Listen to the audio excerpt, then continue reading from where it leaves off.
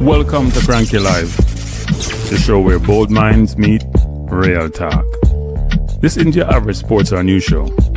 It's where we break down sports, culture, and controversy with facts, fire, and fearless honesty. Here, truth cuts through the noise, and hype gets exposed. From football to track and field, from world issues to local debates, we ask the tough questions, speak without fear, and go deeper than the headlines. We don't follow the crowd, we set the trend. While others recycle the same tired takes, we bring fresh insight, unfiltered analysis, and bold perspectives. No echo chambers, no puppet talk, just real conversation for people who think for themselves. Listen with your brain, not just your ears. Think critically, question boldly, and speak freely. This is Cranky Live, where reason rules the mic and truth always win. Come on, let's get into it. Good afternoon. Welcome to the Balanced View and Cranky Live Watchalong for Atlético Madrid versus Arsenal. I should have flipped that since I'm the Arsenal fan. You know what? I'm going to change my background too. Jamaica in my background. We're not talking about Jamaica today. So I'm going to change my background right in the middle of the stream and just go strictly Arsenal. Strictly Arsenal. No Jamaica in the background.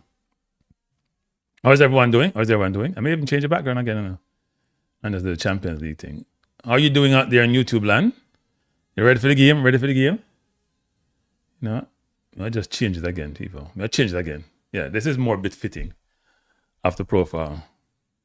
Our QB said, go Knicks. Yes. The Knicks were brilliant last night. Totally destroyed Embiid and the Sixers. And let's hope that continues. We're looking good. We still have to, if we beat the Sixers, we may run into our nemesis, the Detroit Pistons, who said they want us, but Atlanta wanted us too. And see what happened. But we're here to talk football. Arsenal playing Atlético Madrid at the Emirates.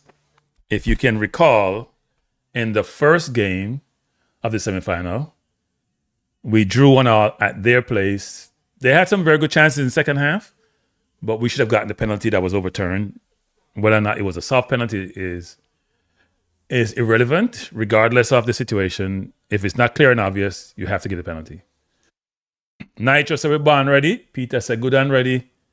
Arnaud said go Knicks too. Yeah. I'm having a good time over the last couple of weeks. My Knicks winning, Arsenal looking better than we did in the Carabao Cup and the FA Cup. So it's been good.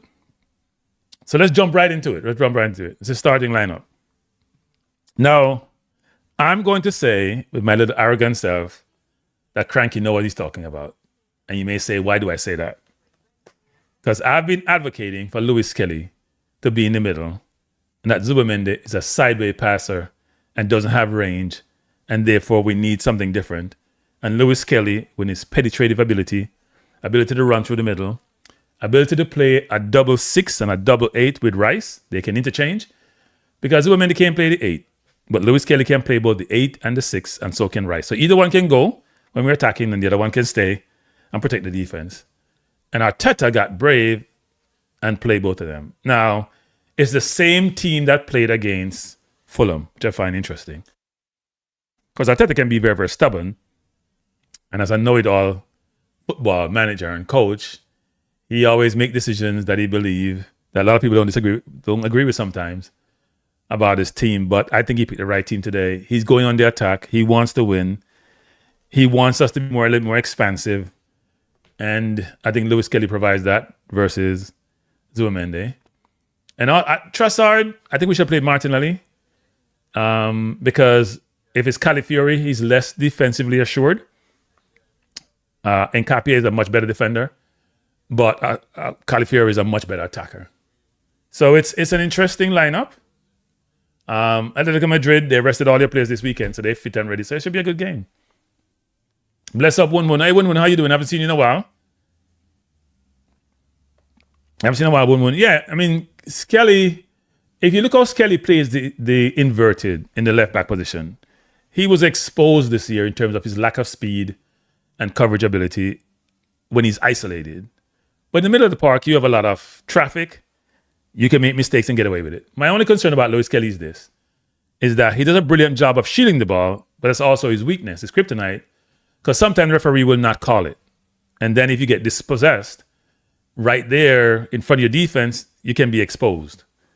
It's less risky than you play left back position and do that, because normally you don't have much coverage. Even though when you play the inverted, you have a little bit of coverage. It's not the same coverage as if you have 4 defenders behind you or 3 behind you when you're playing in the 8 or the 6 and you get dispossessed. So it's a really good setup. Rice will have more coverage in terms of him being able to go sometimes or stay back and have Lewis Kelly go. So I'm pleased with the lineup. Trossard played a very good game this weekend, but that was his best game of 2026, and he hasn't scored in 2026. But Arteta trusts him, and let's see what happens. Flair says, Cranky, the Gunners win. Yeah, John Sterling did pass away, great Yankee announcer. So yeah, I'll try to, maybe I'll emulate him if we do win. One said the Fulham game was the first Arsenal game I enjoyed watching for a long time. We played forward fast. We were third as usual. Yeah, the problem that we have is this, which people don't realize, is that a lot of our players play sideways football. So let's think about the team and the players who got replaced. If you look in the left back position, Nkapé is a very good defender. He's quick. He's a centre back by trade. He's quick. He's physical. He anticipates well. But going forward, we never invert him. We play him out wide because he's not good playing the inverted, like we do with Calafiori or with Lewis Kelly. So that's one change. We make him more offensive. And Calafiori actually had 1 header saved and 1 was just offside. So he probably could have had 2 goals in that game. So he's a very offensive left back. And the great thing about Calafiori and Lewis Kelly is because they both played left back position, they can cover for each other, right? Either Gabriel can rotate over or Lewis Kelly playing the 8 can rotate over to cover for him when he goes forward. Zubimendi versus Lewis Kelly. Zubimendi plays, to me, a very sideways game. His game is he plays it to Gabriel, to Saliba. He'll go to Rice.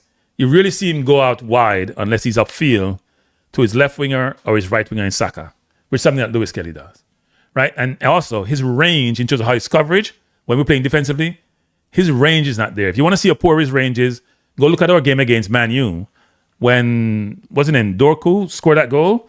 He doesn't have the range for coverage. You know, Partey had that range. Long legs, can toe it off your foot, or take 2 steps and cover it. He doesn't have the range, nor does he have the speed. So he's a very traditional Spain midfielder, good on the ball, technically proficient, really good. But in terms of coverage and speed to recover, like how Rice does and track people, he doesn't have that. So defensively, he's less assured, and offensively, he doesn't penetrate, he doesn't go by players, he doesn't create mismatches. Because when you beat a player, then the defense have to rotate over. You get rid of somebody behind you, defense have to shift. 1 second, people.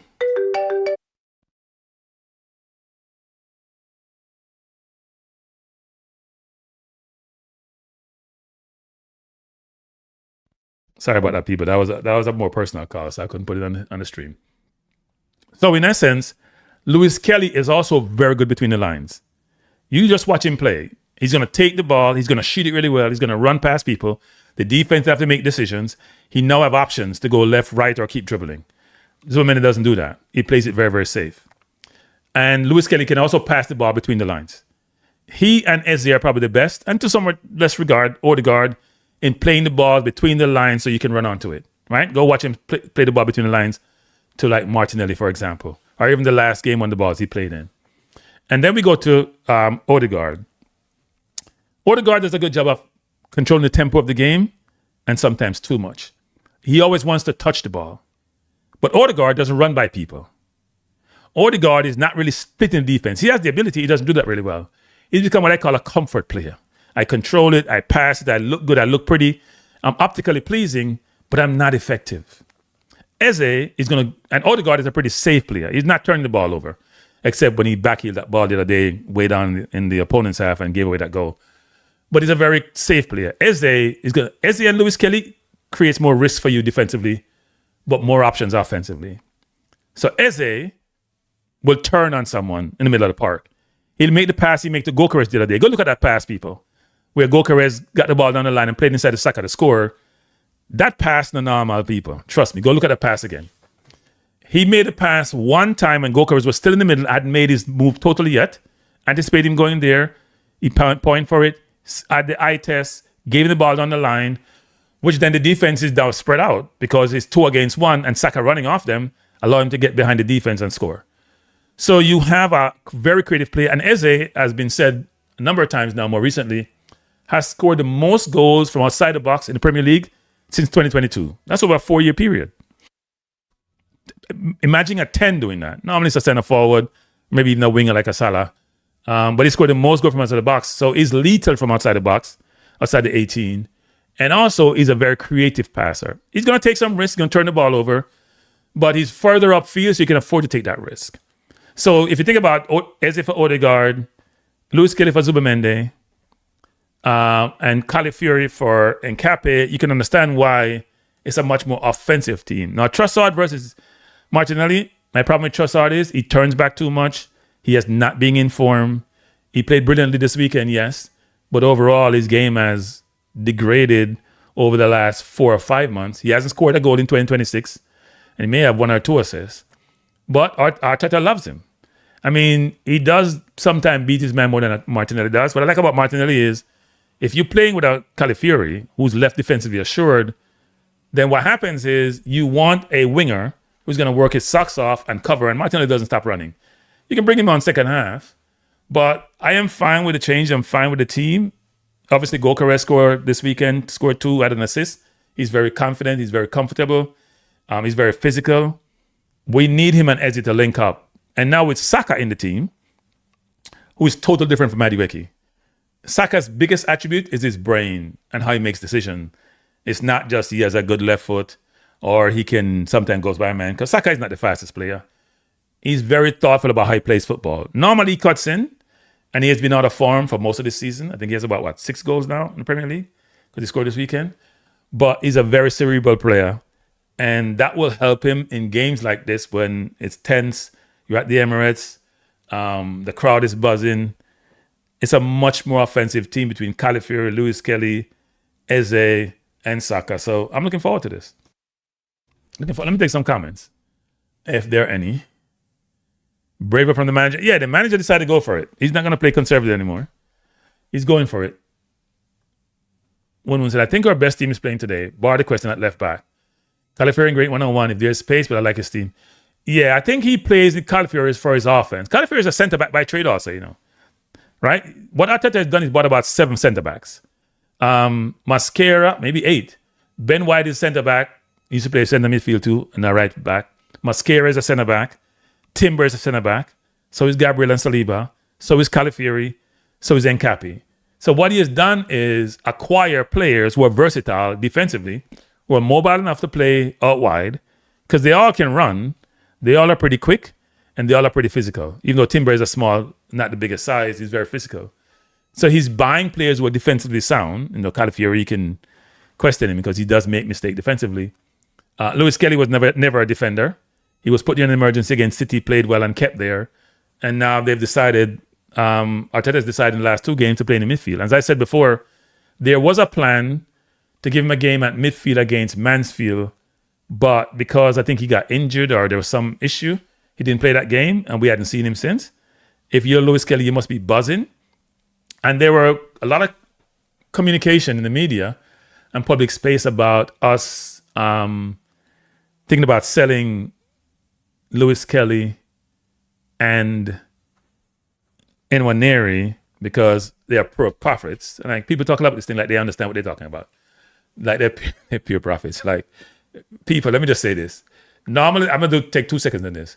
If I buy somebody for 90 million over 5 years, that means I get to take off my books. So I put on my books the 90 million. I pay out cash. I have a player for 90 million. And then what they call it amortizing. So every year I expense a portion of the player.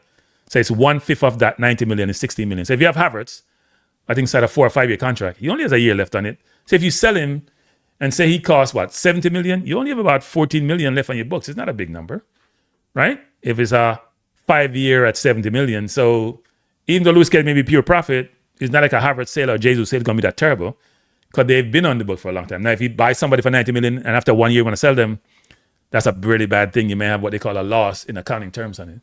But it's a really good deal to see that Lewis Kelly may be solidifying his position at Arsenal and may not be considered for sale because I think Man U want to buy him and a few more teams. Now Arsenal may have a rethink to say, look, let's keep this player because he's quality. What do I expect today? I expect a more defensive Atlético Madrid, actually, because we're going to be more offensive. So I expect them to be more defensive, I should say, not offensive. We have to be very careful at the counter via Lookman, via Alvarez. Alvarez is a brilliant player. We have to be very cautious, especially given I'm not comfortable with Ben White playing right back. I think Ben White has lost 2 steps, and he just looks... When I see Arsenal play, Ben White is the weak link.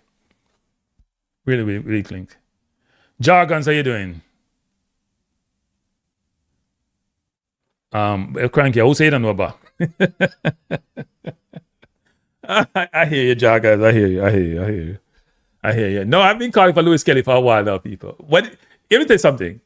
You see, in today's football, in contemporary football, there's not much difference between an inverted 8 and a left back. If the left back is good at inverted. Like Timber is not the best inverted right back. So I wouldn't consider Timber to be a really good inverted player. Nkape isn't either. Califier is good. Lewis Kelly is brilliant. There are degrees and there's difference in terms of level of quality play in that position. The kid from Man City, O'Reilly, at left inverted is brilliant. In fact, he probably play left wing more than left inverted. There's not a ton of them in football. So that can play both positions really well. Lewis Kelly was good last year at left back. This year he's been woeful. At least late last year, and this year has been woeful, so he hasn't really played. But this should be a really good game. I'm really looking forward to it. I am truly pleased with the starting lineup. I am very confident, to be honest. I think Atletico sort of, challenge us mid to late second half in the first game. We're at home. And we should go for it, and we're going for it. Yes, Cancelo was very, very good when he was at Man City. I think he went to Barca too, didn't he? And then he went someplace else. No, he was very good at it, actually. Very good. So was Zinchenko, by the way. Zinchenko wasn't a good... Well, I got to be very careful to say who's good at it. Zinchenko was good playing the inverted. He wasn't good defending. He's good offensively. We got to be careful when we say you're good inverted. I should say you're good offensively. Because Lewis Kelly was good both ways. And then people found out that he's not that quick. So they started challenging him and they started targeting him. And in any sport, if you get targeted, like in basketball where they target Brunson as a point guard because you can't really defend that well, if people target you and come at you enough, at some point they're going to have success. And if you lack certain speed, which Lewis Kelly lack, it's going to become much more obvious. So it is. It should be great. It should be great in terms of this game today. I'm looking forward to it. Now, people are saying... By the way, people, I may carry tomorrow's game too. Because that game was so exciting the last time. I got to see the other one. I may do a watch along for the Bayern Munich versus PSG game. And the general consensus is that the winner of that game will win the Champions League. People don't be so sure. First of all, if Arsenal win this game, we are good defensively. Not going to say we are perfect. Not going to say we are impenetrable. I'm just seeing the pass that Eze just made to Gyökeres. It's different kind of pass, people. It's different kind of pass. And Saka made a brilliant move. Fake outside, went inside, and then went inside and scored. But that pass by Eze isn't a normal. Just watching it on the screen, and a normal pass that. You have to be forward thinking to do that. If that was Odegaard, he probably played the Saka, take it back, turn, spin like a gig, and go nowhere. And maybe the criticism I have about Gyökeres will recede somewhat because maybe now he'll have more support in terms of players playing in the ball to him. And the more balls you get as a forward, the more comfortable you get, the more you're in the game, the more you touch the ball, like in any sport. If you're just a spectator, then it's not a good thing. If you're played in the game, you feel more confident, you feel more comfortable, you feel more part of it. It even encourages you to play defense. So, yeah, looking forward to this. Jay just said, he wasn't attacking midfield covered the left back by Pep. Okay. For Zinchenko, yeah, you're right about that. He plays midfield for Ukraine also, so that's true. That is true. And then when City was that good, you really didn't get the ball anyway. So they could take risk with certain players because they played a full court press. They pressed way up the field. You didn't get a chance to play on the ball. So your defensive deficiency at left and right back could be mitigated by how much they press and how good they covered. He didn't have that protection on Arsenal, and we saw the result of that.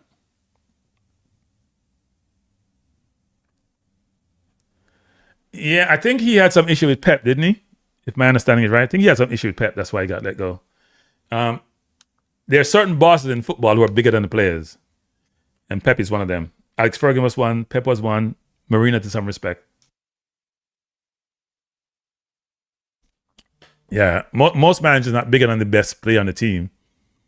Arteta is probably bigger than all the players at Arsenal. There's some managers who have that level of authority. Nobody's bigger than the players at Real Madrid. I don't care if you're you. I don't care who you are. You saw how they run away Xavi Alonso, and the players like Mbappe have too much power, and they abuse the power actually, as we saw at PSG where it was Mbappe, Neymar, and Messi. None of them played defense. That's why they couldn't win anything. And as they left, they won, which must be embarrassing to Mbappe. I mean, he's won a World Cup, and he's won at PSG, but there's nobody in the league to challenge him. In the Champions League, he has not been so great so far.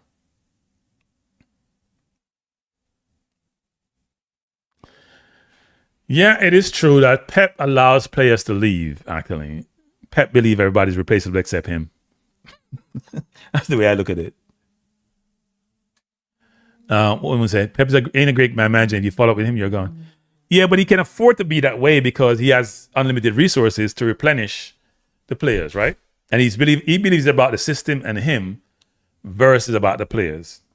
So whether you're De Bruyne who wanted to stay, Sterling who may have wanted to stay, all these players who a lot of them leave because Pep got rid of them. Torre, he got rid of them. Now some have maybe past their prime like De Bruyne, but he doesn't play fool with players. He's just like, bye. I run things.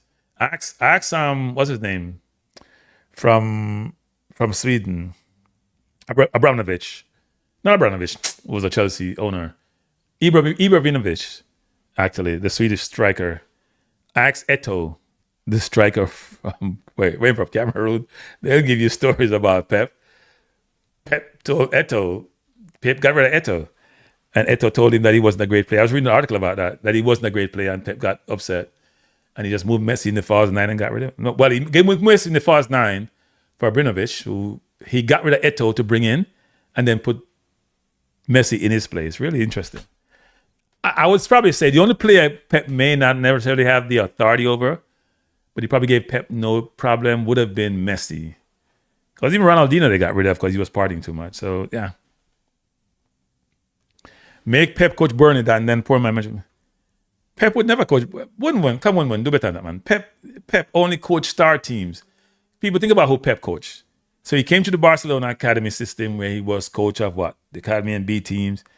He took over a brilliant team at Barcelona with the Iniesta, Xavi, Busquets, Puyol, all those players, and then had Ronaldinho, Eto, Messi, Henry came in. He had a litany of brilliant players. And then he took a year off and then went to Bayern, even though they didn't win the Champions League with him. But Bayern is the best team in Germany, so he couldn't lose. Then he came to City, who won 2 championships before he came on a Pellegrini and Mancini. And when he left Bayern, they won the Champions League. When he was there, they didn't win. But everybody praised him about his methods and his strategy. But he doesn't win Champions League because he overthinks it and make mistakes when he's managing games. Two things stand out to me about that. I'm going to go about the Arsenal game, but when they played Real Madrid, it's always Real Madrid he's messed up against. He must be intimidated by them. And he played Fernandinho at right back when Walker got hurt and Vinicius Jr. destroyed Fernandinho. And then in this year, when he put Semenyo in the 10, Savino to the right, when he had Cherky on the bench, Savino can't play the 10. Semenyo can't play the 10. Savino can't score no goal. And he overcoached like he normally does. And he doesn't get enough criticism about that because it was asinine decisions. Asinine. Look at Cherky now playing the 10. So anyway, But that's Pep. He's a brilliant manager. Jamaica, you know what? Jamaica should try to get Pep. Why don't you try to? He have enough money. He have more money than God. He can work for free. Hey, Rudolph, I'm JFF. Ricketts, please call our Pep office and tell them you want to come teach Jamaica so we can develop a style of play and system of play. We need to do that. We have enough athletes down there to produce good footballers, and the kids are not dumb. They're just not being coached the right way. Jay-Z said, while Pep was recruiting these players, look on the money man you were spending for talents during the same time period. Remember, he walked away from both Maguire, DeLitt, and Fred because of the fees. Well, is he the one making the fee decision, or is that someone in the boardroom? The guy was at Barcelona with him. What's his name? I can't remember his name. I see Saka in the tunnel. I see Raya in the tunnel. I see White. I like those Arsenal kit actually that they have on. And I also see Atletico Madrid. That's Griezmann. So we're close to game time, people. It's 4 minutes to game time. My feed should be up to speed actually. One may get the game before me because he's in Europe. Mine may not be as quick. Those satellites don't work the same. But I'm looking forward to this game. You see on the screen the Arsenal team and the Atletico Madrid team. The danger men are the three front men for Atletico Madrid, even though Lookman was poor in terms of scoring against us. But Griezmann, Alvarez, and Lookman. Koke, the captain, has been there forever. Llorente is a good player. But we can get at their defense. I don't rate some of the defenders. And Oblak has lost 2 steps as a goalkeeper. Pep ain't the best ever, man. Who is the best ever then 1-1? I'm not going to say Pep is the best ever because Pep has never coached a bad team or a team that didn't have a lot of talent. So it's hard to discern who's the best ever. So who would you say is the best? And Pep replenished team, but he has the money to do so. He was in the best team in Germany, win him every year. He came to the best team in England who won every year, and they won before him. So it's not like and under 2 different managers because they buy the best players. And at Barca, they have a system where they produce the best players and supplement it with quality.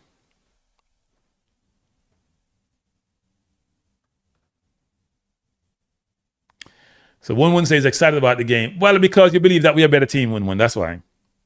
And we have a very offensive team on the field, and people love offensive teams. And the Emirates must be rocking. I should find a way to get to some of these games sometime, even though I hate flying. I didn't totally enjoy the Emirates because I've been to the Emirates about 4 times, I think. And 3 of those times I went in boxes. I hate sitting in boxes, people. There are no vibes. No vibes in the boxes. So I used to have a friend of mine at my old company. Actually, I went to the Emirates 5 times. When I used to go over on business to England, he used to have season tickets. Family have season tickets right at the halfway line actually.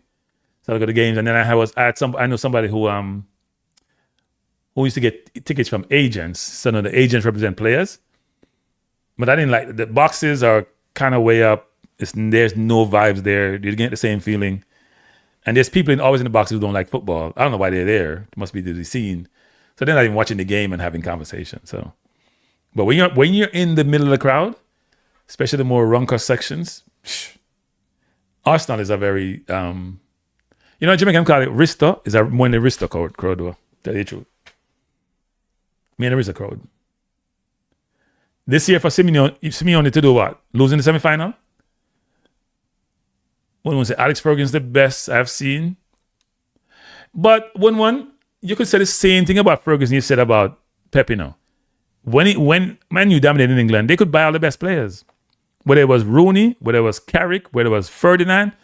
You look at all those players, they could buy all the best players. They produced the 5 players in the 2 Nevilles and Beckham and Scholes, and I forget the other one. But they buy the best players. Whether it's Berbatov, they buy the best players. They had all the money. Only Arsenal was anywhere close. And Arsenal didn't have kind of money. Because Arsenal owners were tight. So it's hard to judge Ferguson. Yes, he brought them through, and yes, he almost got fired way back when. But he had the best team for a long time. So I don't know. It's hard to discern who's the best ever. Jay says, coaching wise and tactics, Ferguson come no close to Pep. Well, Ferguson didn't coach people. Ferguson managed. There's a difference. Ferguson's assistant's coach. You hear Roy Keane talk about that. His assistant do the coaching. He managed. All right, people, it's almost game time. I see Lewis Kelly. He looks a little bit nervous. But I think muscle memory will take over when the game starts. It's the Champions League semifinal. It's Arsenal against Atletico Madrid. We are ready to commence. It's 3 p.m. Eastern Standard Time, 8 p.m. London time and 12 p.m. California time. So we're good to go. Thanks for being here, people. As you're in the chat, please hit the like button. I would really appreciate it. I'm truly looking forward to this game. I expect Gokares to produce tonight and to score. I expect Saka to play a brilliant game. But people I'm looking for who I think will be the difference maker are Lewis Kelly, Rice, and Eze, my midfield. I expect this midfield to produce and to take us to the Champions League final. Atlético Madrid has the kickoff. I hope it's not like how against Everton where Man City scored for the kickoff after the third goal by Everton. Arsenal, Lewis Kelly plays the ball up, trying to find Gokares. Ball headed down to Atlético Madrid, to Rice, back to Gokares, to Saka. Saka coming forward, plays it out to White. White try to go inside to Rice, plays behind Rice. And here comes one Atlético Madrid, really bad pass by White. Here comes Lookman. Really good turn inside. And Atlético Madrid did a good job of changing the ball to the right. Ball out of bounds, throw into Arsenal. You just joined us. We're in the first minute of play. Arsenal versus Atlético Madrid. It's this second game of the semifinal. The winner goes to the Champions League final to play either PSG or Bayern Munich. PSG leading 5-4 on aggregate in the first game. So it's Saliba. Atletico is pressing. Saka inside and pass it back to Gokares and got taken out. That's not a good tackle at all. And that was an unnecessary tackle because Saka was going to play. That was Koke, actually, the captain for Atletico. Yeah, that was a bad pass by Saka. He bailed him out there.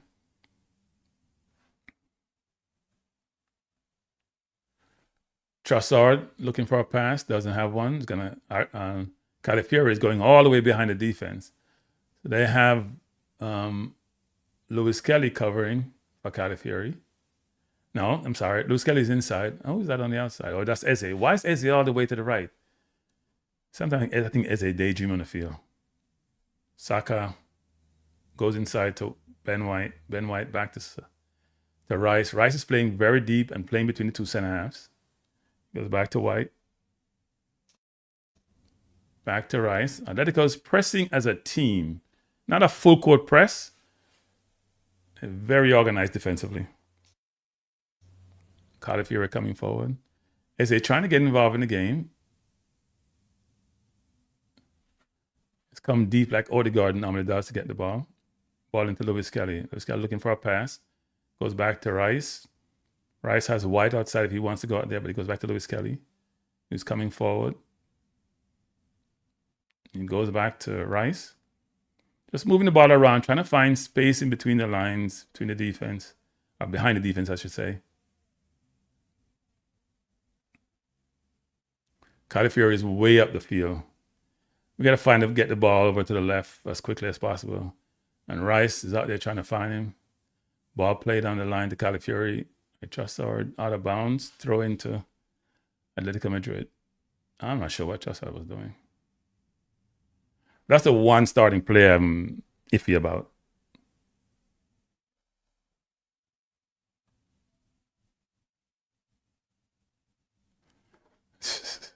We'll see RR QB5 Cole. We'll see what happens today. I'm predicting a win for Arsenal. I think Atletico will struggle in this game. We're in the 4th minute of play. Score tied at 0.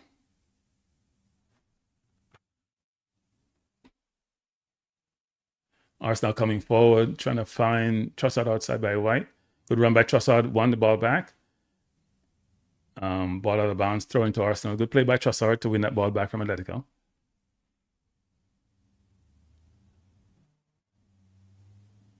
Lewis Kelly to Rice. Rice out to Saliba. Saliba inside to Eze. Eze trying to turn, but tracked really well. Arsenal probably need to move the ball a little bit quicker. Trossard back to... We're going backwards. Come on, Arsenal.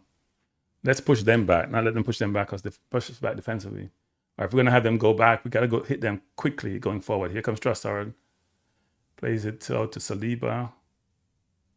Goes inside to Rice. Rice to Gabriel. Gabriel has Califieri out wide.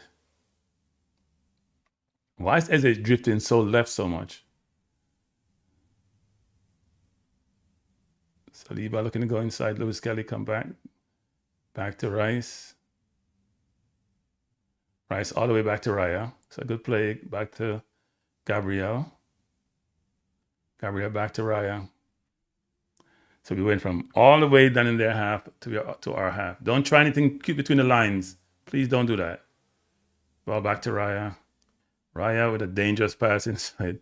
I'm not buying those passes. Back to Trossard. See, passes like those have to allow me to beat the midfield. I'm not making that dangerous pass unless it's worth the risk. It wasn't worth the risk. Saka coming forward. Plays all the way across to Gabriel, who asks for it. Now, Trossard should be going down the wing. Trossard should be going way down the wing, and he's not. Eze turning. Goes inside to Saka, back to Eze. There's nobody wide if Saka has it inside. So Arsenal dominating possession. Lewis Kelly looking for a pass, goes to Eze. Eze tripped up. Referee said, no, it's a foul. I thought he was going to say play on. If you just join us, everyone, if you're in the chat, please hit the like button.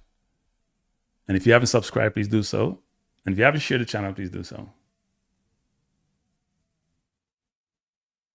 We got to be careful with that when Eze is getting the ball and turning there. If you get dispossessed, there's not much defenders going to be behind him to protect us defensively.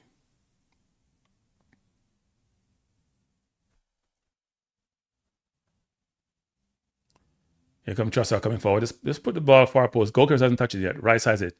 Cross in the box. Not a good cross by Rice. Oblak trying to get a little upfield and Arsenal scrambling. Ben White is out of position. Saka covering for him. Atlético coming forward. We're in the 7th minute of play. Score tied at 0. Arsenal versus Atlético Madrid. Second game of the semi-final Champions League 2026.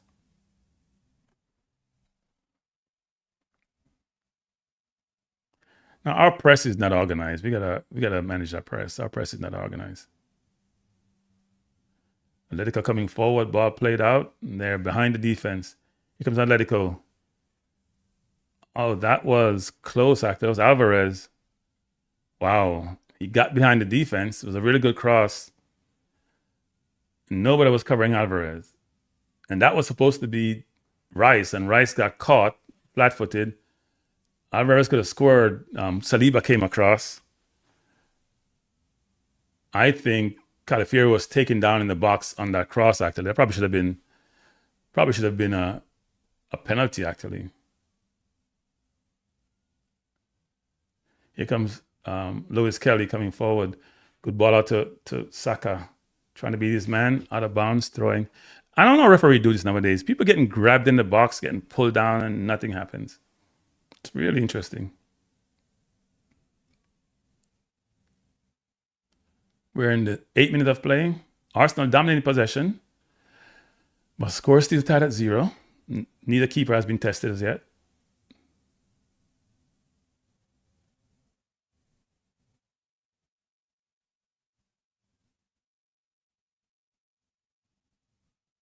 Sometimes we give the ball to a player in a position where we shouldn't. They're just hoping to nick that ball off, and then we're going to be struggling. It's White coming forward into Saka, to Eze. Back to Eze, Califieri, who shoots instead of going wide to Trossard, who's not happy. He wasn't in a position to shoot there. Califieri went for glory.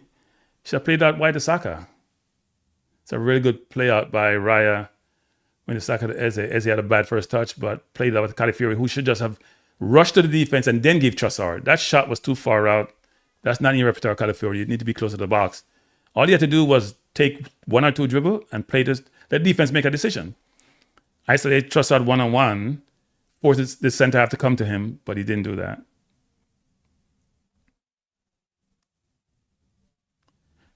Ball out of bounds by Atletico. So Arsenal got to be careful for that counter-attack from Atletico. They're playing possum.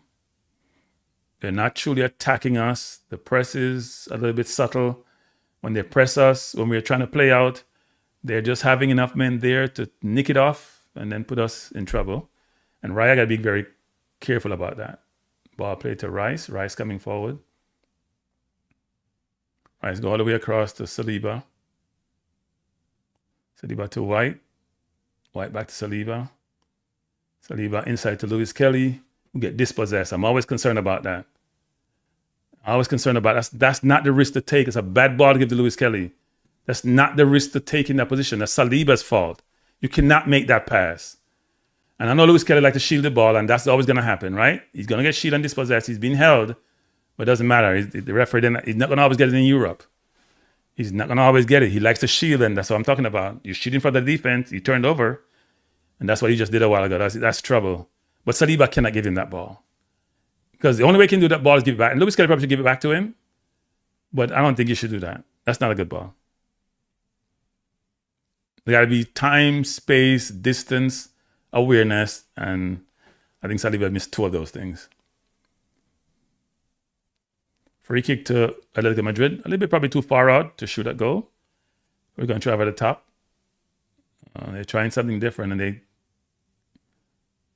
ball play too far. Califieri with it has a chance to play it out. Does, but it goes straight to Atletico. They're coming forward again.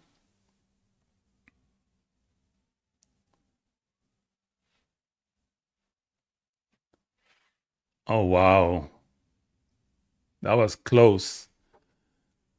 They're penetrating us. That was close. Brilliant play in the box by Rice, and I think that may have been Gabriel. But they had a set play. They got in behind Califieri, which we know is going to happen, right?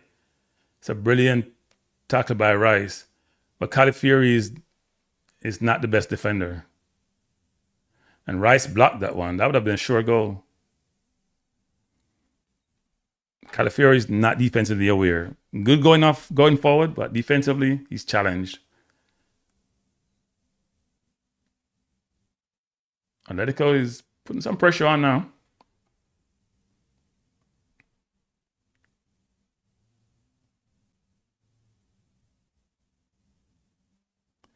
Ball play back to Raya. Goes inside to Saliba. Back to Rice. Trying to go long.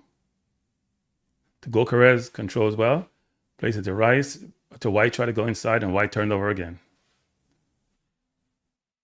White passing ain't working. He should just chip the ball in the air a little bit to beat the defender, and he tried to play it flat.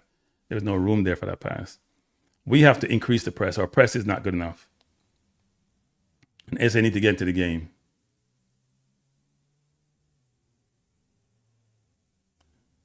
Atletico trying to play out. Rice tracking his man well. Here comes Atletico again. Ball played by top, but out of bounds for throw-in. 13 minutes in, Atletico have had, I'll say, 2 chances, Arsenal none. Score tied at 0. We're not penetrating them.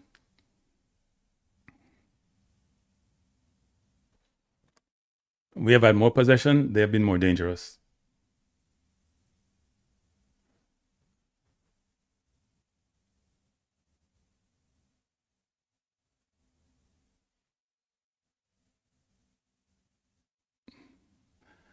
That's not a good play a while ago. That throw has to give Gabriel a chance to play it on the ground. He didn't. Bad throw by Califieri. Yeah, he's had a couple. I think Ben White is a liability, as far as I'm concerned. And he shows up. Throw into Atletico. We're in the 14th minute.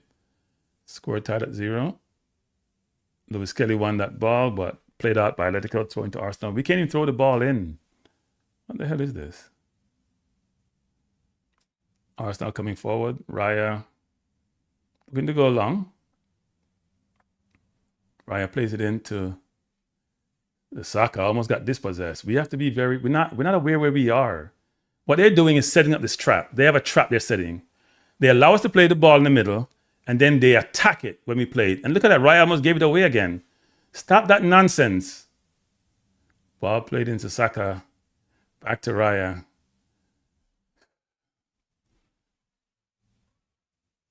Walter Trossard. All the way back. They're now pressing us vigorously. And we're struggling to play out. We're not struggling to play out. The press is becoming more aggressive, and we're not handling it well.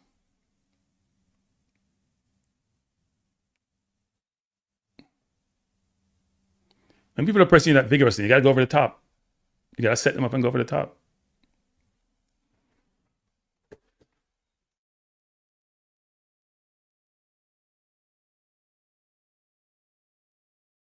Lewis Kelly coming forward into Eze.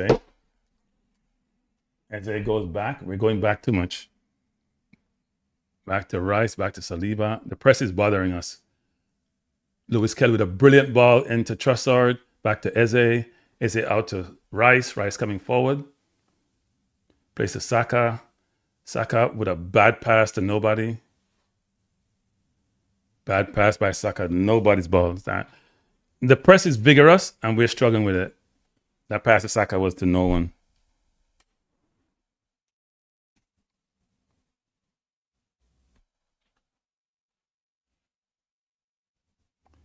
Atletico coming forward again. Trossard with the ball. Coming forward. And they're being physical. We're not physical enough. Trying to play down to Goalkeeper has the ball down the wing. Trying to get away from his man. Ball out of bounds. Corner to Arsenal. Good run by Goalkeeper. Very good run by Goalkeeper. That's what it is. If somebody's pressing you that high, that means the center backs have to be isolated on center forward. So you got to get the ball. He's got to move down the wing. You get the ball to him. And all bets are off.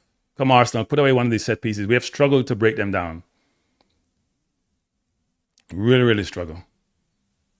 They've been more physical, more hungry, playing with more urgency. We seem to be just walking through things. We gotta look for Atletico though. They're always holding in the box. So if you hold somebody while the ball's in the air, that should be a penalty. So let's see what happens.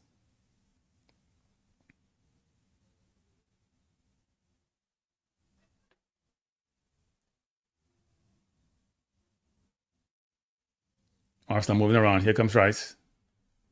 Find Gabriel. Referee having some conversation because people are holding.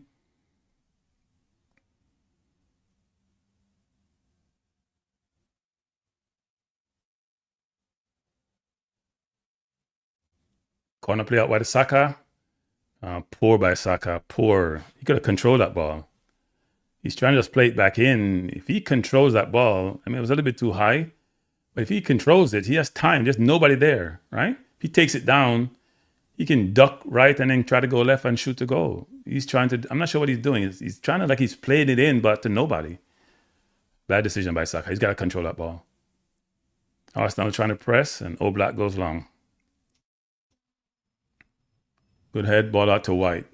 And Lookman chasing him. White down the line to Saka. Saka plays at Saliba. Should move it quick. Take too long, get Gabriel. Should be first time pass to Gabriel.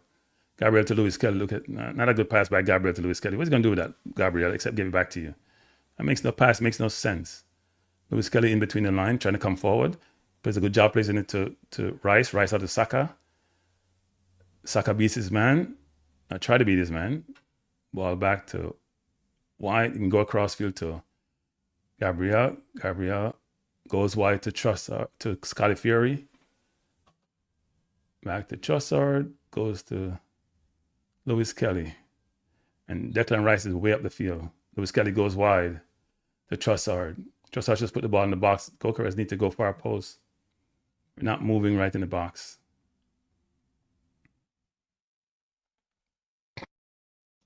Ball play to White. White want to go into Saka. Go Saka behind. Saka just put it far post now. Good cross by Saka. Ball in the box. Ball headed out to Lewis Kelly, who goes to Gabriel, who shoots. Rust past the post. Good shot by Gabriel. That's a really good pass by White. Good run by Saka. Really good setup play. Saka fake upfield and then went behind the defender. Goalkeeper was not there. Not where he probably should be, actually. It's a good cross by Saka. Unfortunately, the ball didn't come to Eze. We'd love that ball to come to Eze. It was a good shot by Gabriel just outside the post. If he just hit it with less curve, it would have been a dangerous shot.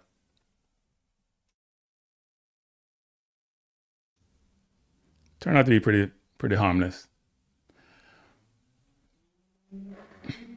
Here comes Arsenal again. Eze dispossessed.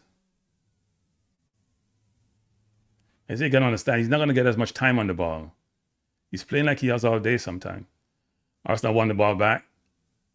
White trying to go along to Saka, not the best ball. And here comes Atletico.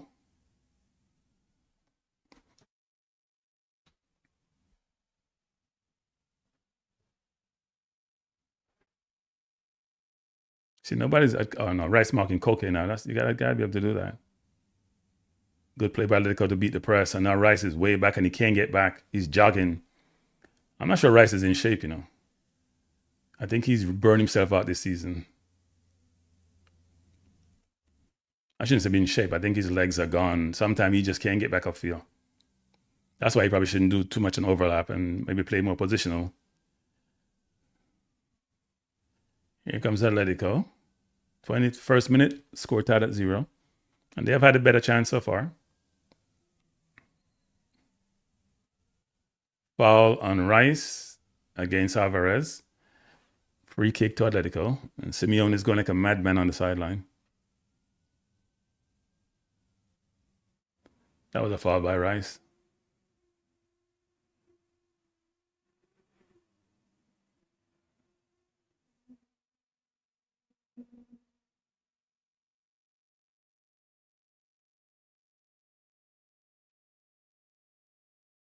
Here comes Atletico. Lookman again White. Lookman goes inside. Oh, poor pass by Atletico.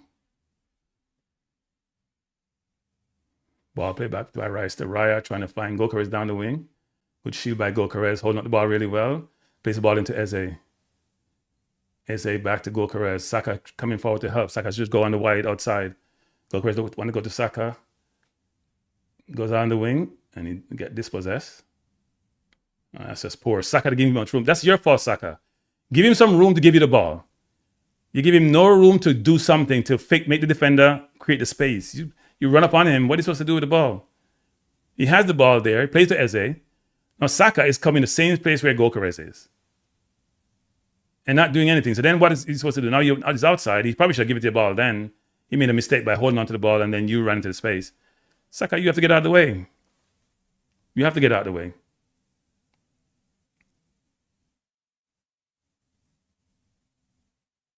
We're in the 22nd minute of play. Arsenal 0, Atlético Madrid 0. It's the UCL semifinal. Bad play by White, miscontrol.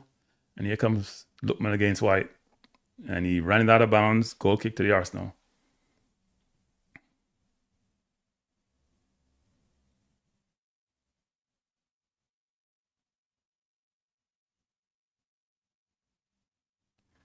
I don't like how we're playing the ball out. I just feel like we're going to give away a goal playing out from the back. Just go long. The press is too much for us. We're not handling the press well. You have to know when to, change things.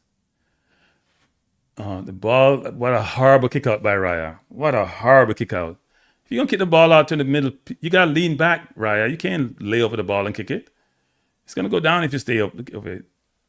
I don't know what we're trying to do. Play the ball down the line in the air to Gokares. Let him go fight for it. You're not playing out well. Don't take that risk. It's not worth it. Atletico coming forward. Califieri controls, looking for a pass. Plays it into Rice. Rice coming forward. This doesn't get any help from Trossard. Rice beat his man brilliantly. Down the line, Rice is in the box. Cross it back. Ball played out for a corner to Arsenal. Rice don't have any left foot. Trying to encourage the crowd, but good run by Rice. Got away from his man, from Griezmann. If he just stopped it and relaxed a little bit, yeah, he just had to stop it and put on his right foot because you have no left foot to cross the ball. He wasn't crossing into anybody. Just cut it back and try to put it far post.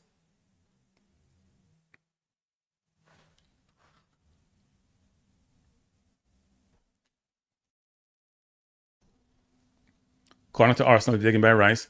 I haven't seen Gabriel get a head on the ball in a while. He's getting double teamed. We need 3 people at the back post. 1 need to stay and 2 go in the middle when we cross this ball.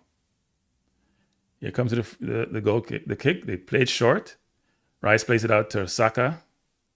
Saka goes back to Rice. Rice out to Eze. Eze down the line to Lewis Kelly. Shield brilliantly. And he crossed across the goal and there's nobody there. Wow. Gabriel wins it back to White into Saliba far post. Ball plays over the top. No one there. That was a chance. Luis Kelly was brilliant. Shield Alvarez brilliantly. Almost pushed him down the box. Holding on to him. He had no pass there. There was nobody there.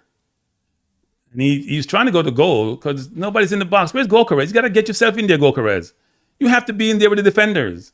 He has no room. They got to go in there. Something will ricochet. They get nervous.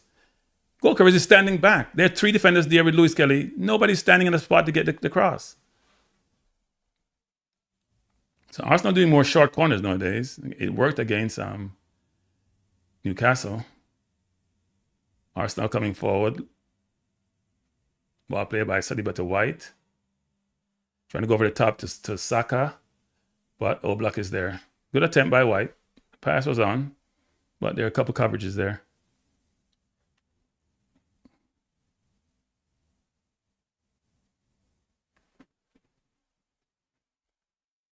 Atletico Madrid playing out. Ball out of bounds. Throw into the Arsenal. If you just join us, we're in the 25th minute of play. This is not PSG versus Bayern Munich, obviously. You don't have the attacking prowess, but it's a decent game so far. Nothing penetrative, not a lot of chances created. Atletico had 2 early. Arsenal just had a couple, wasn't clear chances. But Atletico defense is pretty stern, actually. They're starting their defense about the halfway line, which means there's less room they have to cover. As they turn, got tripped up, foul against Eze. At least Eze gets it. He's trying to turn on people.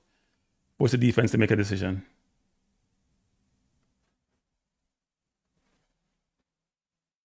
I have no idea. And he's going to give away a goal, trust me, playing that way. Ball into Gokares, dispossess. Sometimes we don't know who we're giving the ball to. I got to give some person the ball who can handle those difficult passes in tight spaces. That's not Gokares. Here comes Atletico. We're scrambling.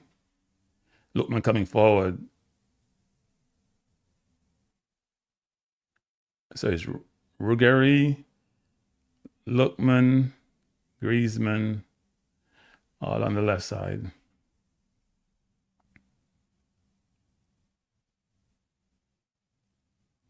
Atletico coming forward, deep in the Arsenal half. Really good 1-2. Good play by Calafiori. Gave a bad ball to, should be a foul referee. No? Foul linesman. It was a foul the first time when he pulled back Trossard. Free kick to Arsenal as a pull on Calafiori. We're in the 27th minute of play, 28th minute. The score is tied at 0. Not a lot of chances so far. Arsenal getting the ball down to the byline on the left side, but players got to put themselves in a position to get the cross.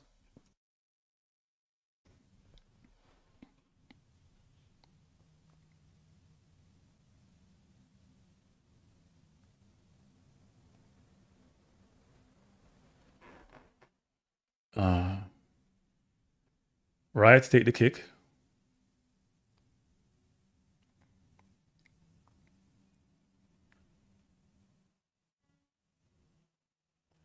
Ball out of bounds, throw into Atletico.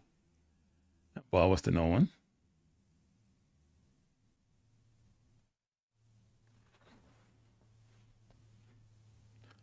We have to find a better chance. We have to find ways to get Eze in the game, at least in the middle of the half, of their half, to do something with the ball, because we don't have that from any place else right now. Calafiori fell. Calafiori is just not a good defender. Ball crossing the box. Good play by White to shield off Lookman. Here comes Alvarez against Saka. He goes all the way back to Koke, the captain. And here comes Atletico again.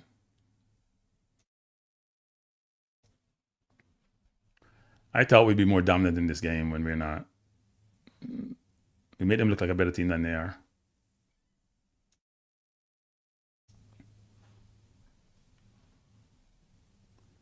Comes Lookman.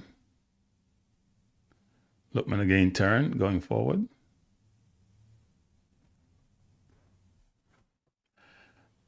So when they attack, they have 3 at the back. And when they defend, it's sort of almost like 5. Arsenal trying to pressure, good pressure by White. If Saka had moved right there, he would have won that ball, but Saka stood flat-footed. Good pressure by Rice, but Saka just wasn't ready for that. Look how easily they beat our press as they other position. Here comes Atletico. We are scrambling. They have numbers. It's 4 against 5. They have numbers. This is dangerous. Ball blocked. Picked up by Saka. That was dangerous a while ago. It was an offside against Atletico. When they attack quick. They attack with numbers. We're not marking it well when they're attacking. We're all over the place. Look how easy that ball came in to, was that Griezmann? Look how easily. And the player wasn't really offside, actually. I think Ben White was keeping him on.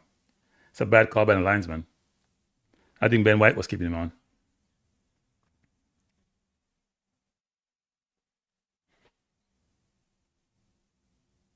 I don't think that was necessarily offside, actually. I think Llorente is saying it's a little bit offside, but I'm not sure it was. Goal kick to the Arsenal, 31 minutes in, score tied at 0. Arsenal trying to come forward, ball played by Atlético Madrid. Calafiori to Lewis Kelly. Lewis Kelly plays it back to Gabriel, should go across to Saliba. He doesn't. Should have played it one time. Each time you delay, a player recovers. White with the ball back to Saliba. Their press is so organized. So organized. You can see the press. You can see the synchrony in the press. Raya to Rice. Goes wide to Saliba coming forward.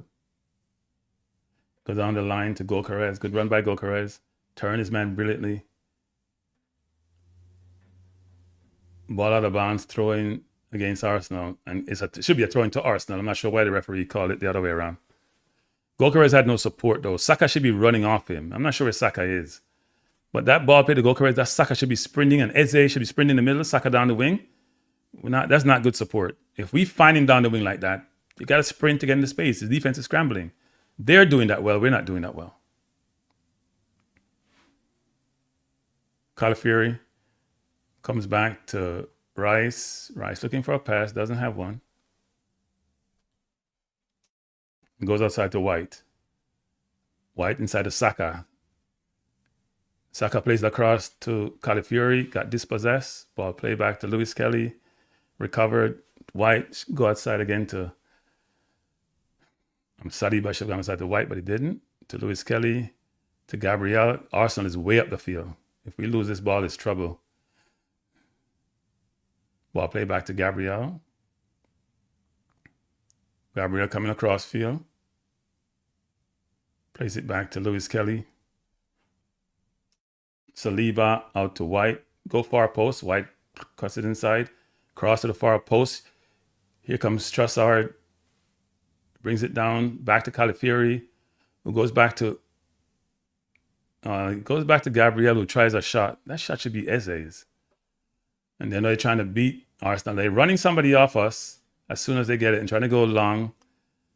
Saliba got it, played down to White, back to Raya. What they're doing really well is when we attack, they're running a forward upfield to get behind the defense, to be isolated. Eze coming forward. Plays it wide to White.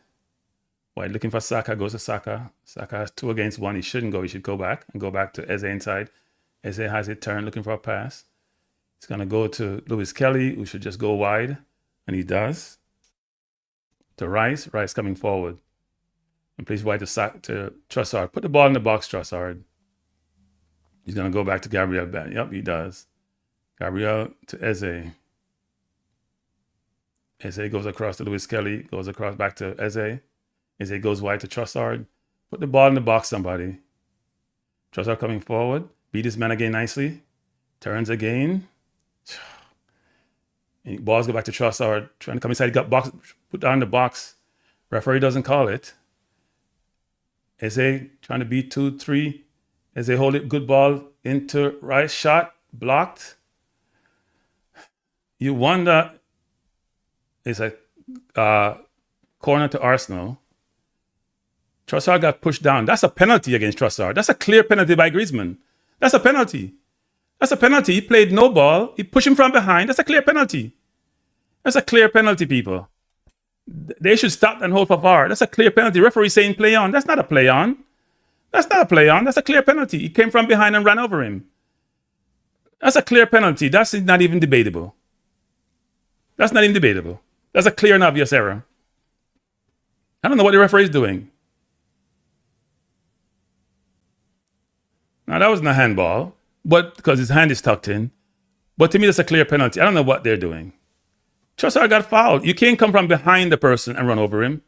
I don't know what VAR is doing. I don't understand that, seriously. It's like they don't want an English team to win this competition. Corner to Arsenal. That Trossard, that's a foul against Trossard. I don't know how that's not a foul. And it's a lot of dark hearts in the box, people. They're grabbing and holding and pulling.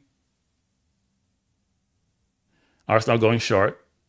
Eze back to Rice. Shot blocked. Other Barnes throwing to the Arsenal. That should be Eze shooting that. That's not Rice. Any ball outside the box should be for Eze. That should be playing the ball short to Rice and then going to Eze. Because Rice shot hasn't worked since against Real Madrid last year. Eze has scored the most goals outside the box since 2022 getting the ball. I don't know what the referee is doing. Like, it's ridiculous. That was a foul on Trossard. I guess he doesn't want to make the tough call. You can't tell me that Trossard foul wasn't a penalty. That tackle on Trossard wasn't a penalty. That's crazy. Throw into the Arsenal. Ball played all the way back to Gabriel. Was all the way across to Saliba. Plays out to White. He's going to go all the way back to Raya. Raya looking to go long. Does. Trying to find Saka. Ball headed out. Picked up by White. Good play by White into Eze. Eze coming forward. Eze dispossessed. Not sure where Eze was going. Eze was just dribbling into trouble. I'm not sure what that's about with Eze. He wasn't thinking. Just dribbling into trouble. Looks like he wanted to dribble, float the field to shoot, but decided not to. And Simeone is acting like an idiot on the sideline.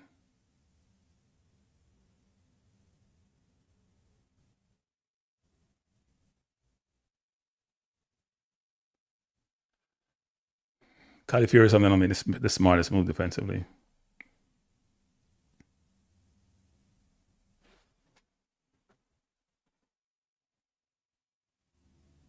Simeone is acting like a madman on the sideline. Arsenal with a throw in. Ball back to Saliba. It goes to Rice. Rice should just come back to Saliba so we can go up the field. We're in the 37 minute, 38 minute. Score tied at 0. Arsenal wide to Gabriel. Inside to Lewis Kelly. Lewis Kelly plays it wide to Trossard. Trossard trying to turn and just goes around and circling up at the same place. He likes to do that. Likes to hold on to the ball. Likes to caress the ball. Ball player Saliba. Saliba coming forward. Eze asking for it. Saliba to Eze. Eze back to Saliba. Saliba goes back to White, to Rice, to Gabriel.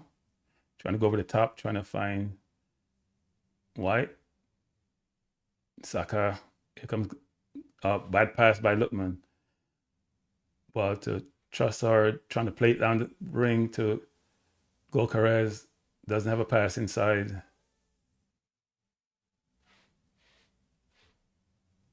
Why didn't Gyökeres try to cross it? Why didn't he try to cross it or do something with it? Gyökeres just looks like he gets lost when he's outside and getting pressured. He just looked like he gets lost. His decision making there was poor. The ball is off out to you, Gyökeres. I don't know what you're doing down the line. The kid don't know what you're doing. When you go out wide, you just turn full. That's in Jamaica. You just turn full. That ball has to do something with it. Either you cross it or you shield it, go up the line and try to find it with your teammates. We are in the 39 minutes of play. Arsenal 0, Atlético Madrid 0. Ball headed up by Arsenal to no one. Here comes Atletico again.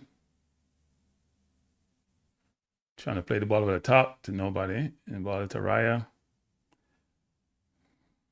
Atletico attack in spurts. But our attacks have not been as penetrative as we'd like it to be.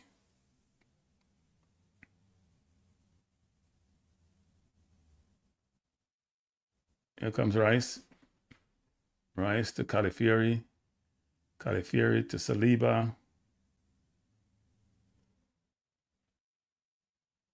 Saliba with a horrible pass to Saka. Horrible. Saliba does that sometime, you know. You gotta know when to dump it. Or you gotta know when to go back to your goalkeeper. He tries the cutest pass sometime and it doesn't work. And the press can be very vigorous. Ball play back to Raya. Raya into Rice. Rice turns, getting pressure. One thing Rice does is glance really well when he has the ball, actually. You always know where he is. He's been trained well in midfield. You get it, you figure out where you are, then you make a move, even before you get the ball.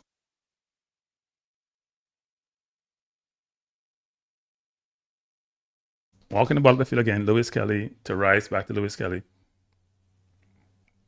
Rice trying to go wide to White. Headed down, good ball to Saka. Saka, 3 men around him. White, back to Eze, back to White, back to Eze. Oh. Wow, good defending by Atletico. They're working really hard. A good play by White to Eze. Eze played a really good ball to White. White tried to find Eze back, but the defense was there.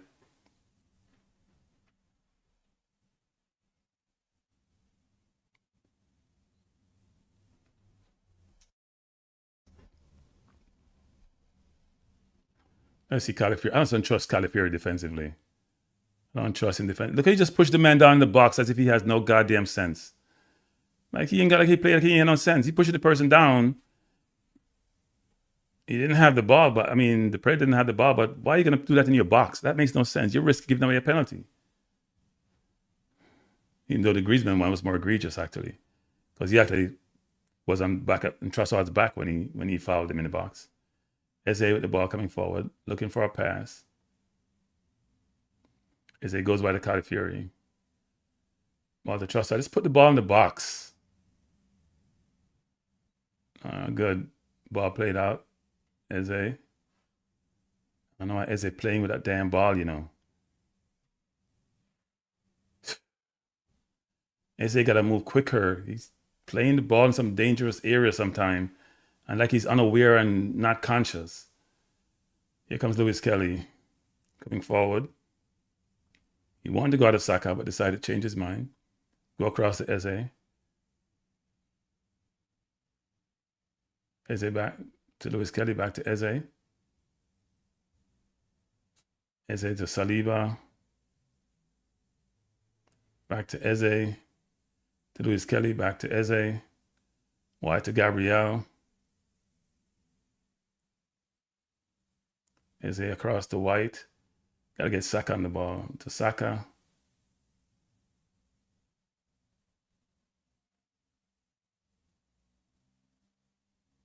Saka goes to Gabriel. Goes back to Saliba. That defense is tight. Back to Saka. Turns. Plays to Lewis Kelly. Back to Saliba. Back to Gabriel. And Raya is way up the field. Come on, Raya. Don't give away a goal by coming too far up the field. Calafiori goes all the way out to White. White. Rice was trying to get behind the defense, but defense is well organized. Ball played on the line to Gokares. Gokares has Oblak out. Turns in the box, looking for someone to cross it to. Plays it, trying to get to Trossard, who should have gone to Eze, decided not to. Goal, Arsenal. Goal by Saka. Goal to the Arsenal. Goal to the Arsenal. Shot by Trossard. Blocked by Oblak. Ball ricocheted. Saka was there for the tap-in. It's 1-0 to the Arsenal. The pressure paid off. Atletico's defense is very good, but Arsenal was relentless in their pressure. Relentless with the pressure. Atletico playing counter-attacking football, not even transition football, counter-attacking. But a good goal by Arsenal. We got to be very careful, though, in terms of how many men we have up the field, because that ball that Eze almost lost a while ago could have cost us. Good goal by Saka. He was in the right place at the right time to tap it in. So ball down the line to Gyökeres. He was onside. Ball played in by Saliba. Oblak came out. Probably should have stayed in his goal. Gyökeres waited. Tried to find Trossard. Ball headed out to Trossard. He came up and shot. Saka was clearly onside because Griezmann was way back. And he was just there between two defenders to tap it in. They had a lot of defenders there. Just wasn't enough. A good shot by Trossard. Good stop by Oblak, actually. Very good stop. But Saka made no mistake. The ball actually touched a Atletico player, got deflected, and that created Oblak needed to go down and parry it. But Saka was there to tap it in, and he was onside. Mr. Snow said, I need one more goal, then we hold down our back line. Well, if we score one more goal, they got to come out, right? That's the thing. If we score one more goal, they have to come out. Arsenal pressuring. The press is on. Ball headed out by Saliba. Saka with a header. Throw into the Arsenal. The pressure paid off. We've been pressuring them. They've had the better chances, but we have dominated possession. We're in the 45th minute. We're at halftime, it looks like. And the crowd is happy. Arsenal crowd is a bandwagonist crowd. We are. We are a bandwagonist crowd, people. When you go to the Emirates, if we're not winning, it's interesting actually how we operate. If we're not winning, it's not a good thing. So we're at halftime of the game between Atletico Madrid and Arsenal. Arsenal leading by 1-0. Goal scored by Saka off a ricochet of a shot by Trossard. What are your thoughts on the first half, people? Let me see if I can pull up some stats. Mr. says, obviously, obviously, which is why we need 2 goals. And yes, if we score 2 goals, they'll have to come out. And then it'll be a much better game for us. Let me see if I can pull up some stats. So if you can see the stats, well, it's not that clear. Let me try to pull it up. If you can see that. So the stats show that from expected goal, you see we have 68% possession. You know, we're not playing Man City. 68% possession. Big chances created. We have 1, they have 2. We took ours. Wait, people, let me get this right. Give me a second. Trying to get all these stats right. All right, I got it now. So total shots, we have 7, which suggests we have been a little bit wayward. I'm trying to give, let me do this. No, I need a bigger screen. Okay, so that's bigger. That's better. So here are the stats. Goalkeeper saves. We have made no save, actually. Oblak made 1, but it resulted in a goal. Corner kicks. We have 3. They have none. Fouls, 5-4. Passes, we made 310. They have 145. So we have almost doubled. We have doubled them, more than doubled them in passes. Tackles, they're doing more tackles because we're pressuring them more. Free kicks, 5-4 in their favor. And those are the main stats, actually. If you look at some of the more breakout stats, you see the shot 7-2, but that means we're a little bit wayward, actually. Hercott says, Arsenal, what are you drinking? Arsenal will lose 2-1. If Arsenal win, it would be too much noise. They're unbearable. No, we're not. I think we're fine. By the way, if you haven't hit the like button, people, please do so. One says, you ain't create chances going sideways and backwards. Yeah, I know. But we do that really well. We do sideways and backwards really well. We're experts at it. That's what City did against Everton yesterday. It's from the Pep school. You break them down with passes. You pass them to death. And hopefully they surrender. Pass.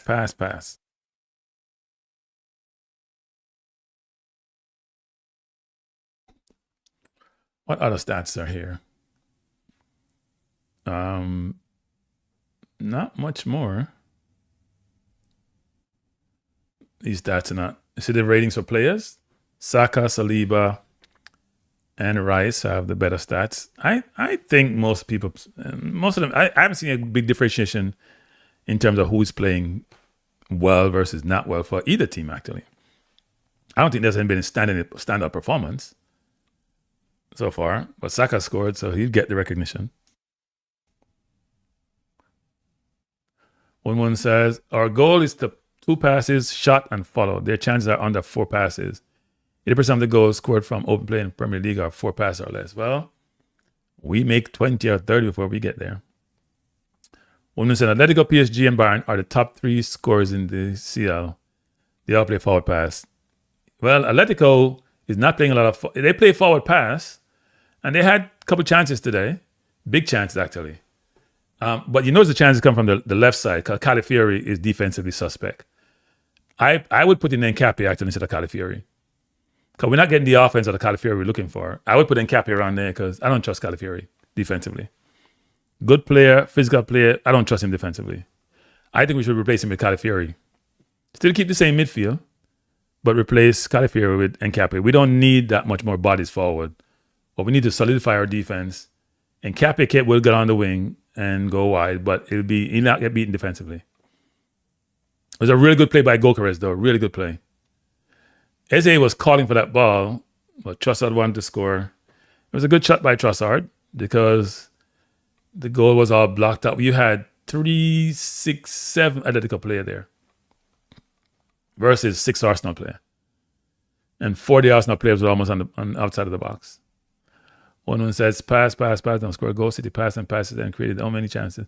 Well, they did create chances in the first half, be fair. They just didn't produce any goals in the first half. They dominated the first half and should have scored more goals. Semenyo missed easy chance. They had about 3 or 4 chances in the first half.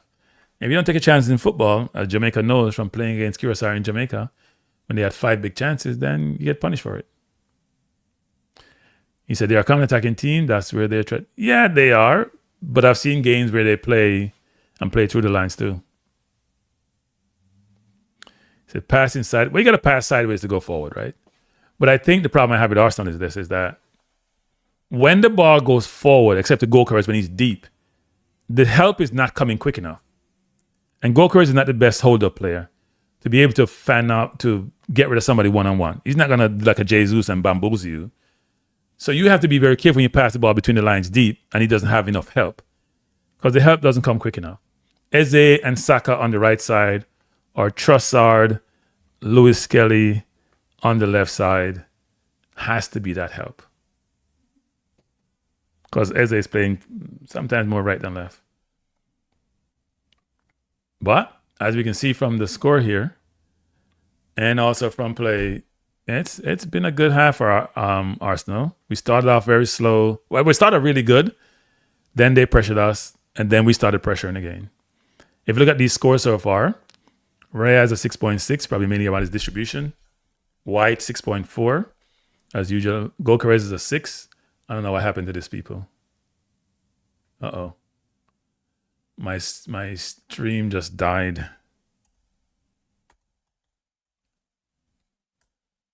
I don't know what happened a while ago. All right, let's go back. Let's go back to stats.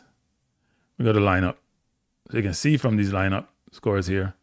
Lewis Kelly 6.5 is a 6.7. The problem I have with SofaScore and how it scores players is it only can provide the quantitative factors that it captures and then come up with a score It doesn't have the qualitative factors.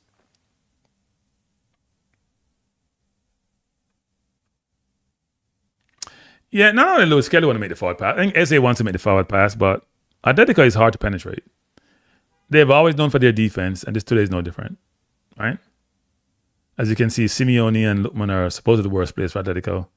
I don't know why you would get Oblak at 6.4. I think he deserves a higher number. It's a brilliant save. His defense got to get that ricochet.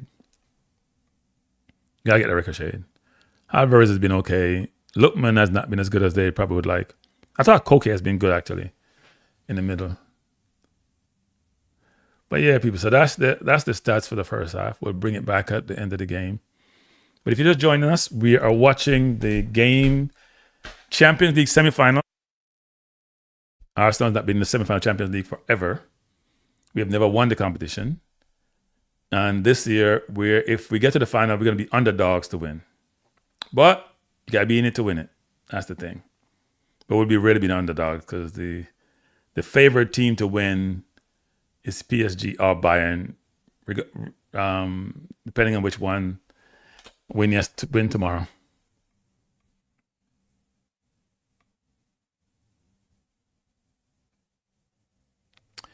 Yeah, but one you got to understand is when you know this, the lesser team most times have less possession, right? And their only recourse is to do counterattack or play transition football. In most football situations, the better team have the better position. That is not debatable. So we can't say possession doesn't mean anything. The question you're alluding to is how do we use possession, right? I'm going to give you an example of a team that possessed the ball really well, but is devastating in transition is PSG. Because what they do is they suck you in. They're trying to go to Nunez, Vitinha, quick, go out to Dewey or Bartola. Well, not even Toure Bartola, Robert Sheila nowadays, and Dembele's in the middle. So they go wide to Dewey, they go to Varashrela out wide, then they'll come inside to Dembele, or they'll isolate Dembele on the center on the defenders, even if it's two up there, and they'll get the ball in the middle of the park as quickly as possible and get the ball up to him. Because they know they're going to play to their strength. They have speed, they have skill, and those are their devastating weapons. If you want to play position football, they can play position football. But you're right, they get the ball from back to front real quickly. And they have brilliant offensive players.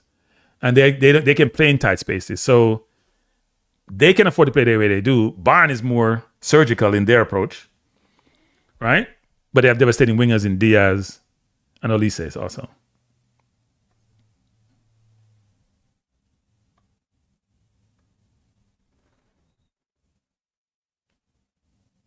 But it's not always counter-attacking 1-1. When Bayern play PSG, it's not always counter-attacking. Sometimes Bayern slow it down. They have the offensive players. You also have to have the offensive players, right? Trossard our forward line ain't got no speed. Saka is not fast. Goker is not fast. Trossard not fast. We're slow and Eze is not fast. Where get the speed from? Dewey, Bartola, Varashrela, Dembele, they're lightning quick. Olise, Diaz. Kane is not quick, but Kane is playing deep and being the facilitator.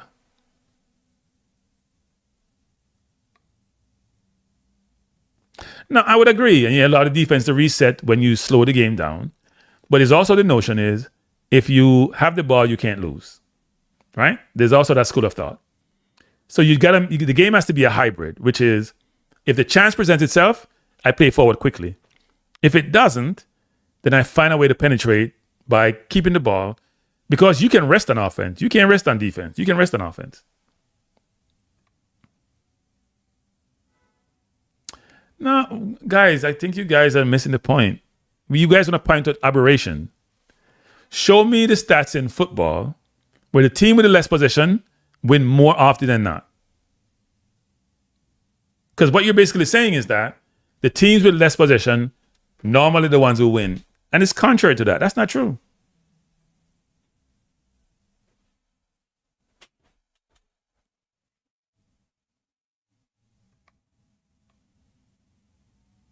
Yes, but you got to have people who can play forward quickly. Because play forward quickly means more turnover. You should play forward quickly. Like if you're PSG, and I watched them the other day, They will go boom Nunes, boom Vitinha, boom Outidue. He's flying up the wing. You're then scrambling to recover because the possession team always have a high line most times. If you possess the ball a lot, you're going to have a high line. So it's easy to play transition against you because there's so many men forward that when you get the ball, if you can get the ball behind the second line of defense or even the first line, you have the whole grass in front of you, right? So it's based on situation and style.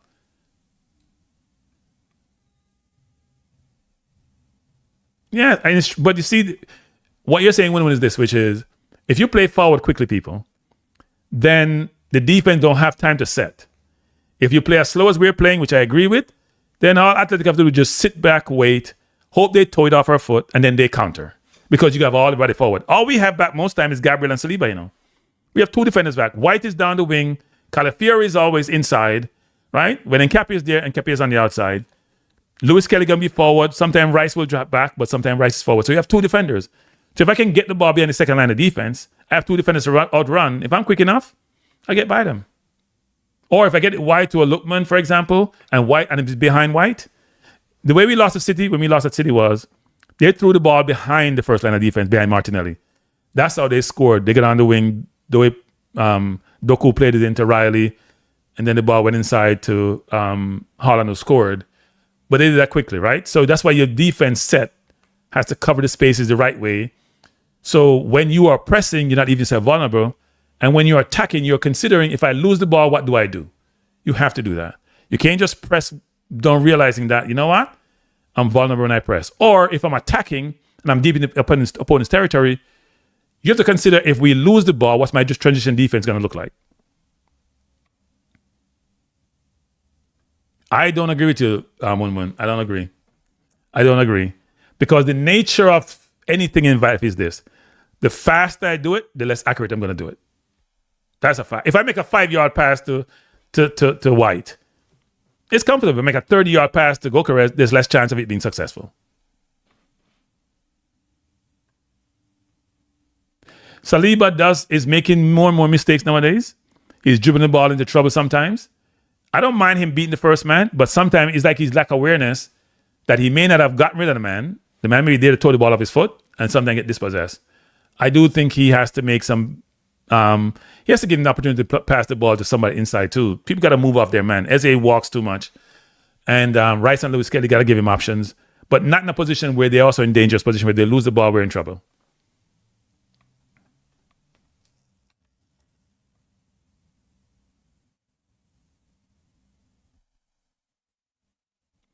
Yeah, but if they dominate the ball, that means they always play forward quickly. I don't watch Como, so I wouldn't know how they play.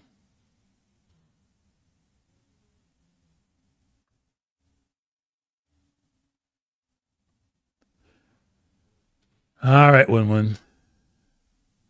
Throwing to the Atletico. We're in the second half of the game between Atletico and Arsenal. Arsenal leading by 1-0. Goal scored by Saka. Good pressure by Rice. Saka coming forward. Arsenal almost won that. Not sure if Saka was trying to play this. So here come Atletico. Arsenal defense is trying to recover. Trying to go cross field. And Saka just getting out there. Atletico good cross in to Lookman. Lookman's going to try to come inside and shoot. Don't let him come inside and shoot.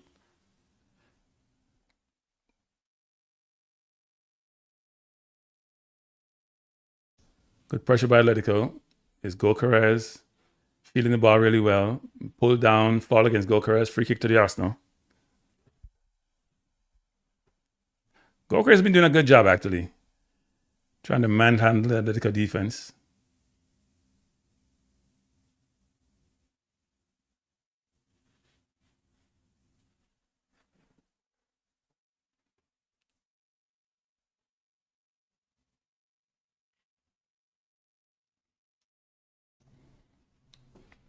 Arsenal taking his time, trying to slow the game down. Gabriel, ball into... Trying to go to Saka. He got manhandled. And a fall against... is it offside by Saka or a fall against Saka? Not sure. Free kick to Atletico. If you just join us, we're in the second half After the game being played at Emirates Stadium between Atletico Madrid and Arsenal, Arsenal 1, Atletico 0. And by the way, no changes for Arsenal in the first half. No, at least I haven't seen one.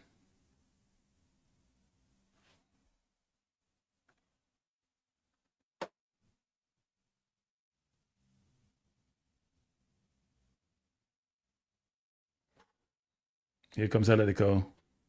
Califiero jogging. What is Califiero doing? The hell is Califiero doing? He's just running like he's going to Sunday school. Man is running by you and when he go to sleep. There's no pressure. He's running like he's tired. Here comes Atletico. They've started the second half really well.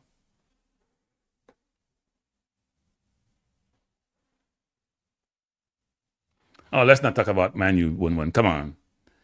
Amarin had no idea what he was doing. He's playing 3 at the back. He had no idea what he was doing. Let's not do a comparison there.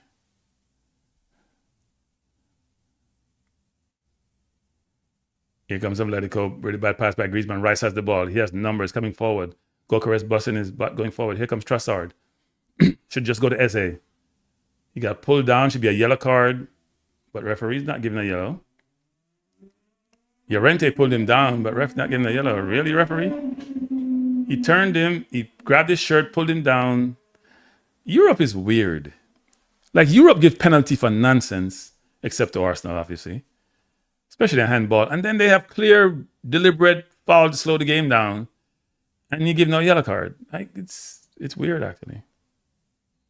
Rules are different from how the EPL rules are. The rules are the same, but they apply differently. Free kick to the Arsenal. Rice looks like he's going to take that free kick. Gabriel trying to get the ball up. Trying to tell Rice where to go with, but they didn't. Lewis Kelly out to Saka. Saka plays the ball to Cross in the box. Gabriel is taken down. He's not complaining. And they're trying to hit us quickly. Ball headed up by Rice. Played out of bounds. That looked like Califiero throwing to Atletico.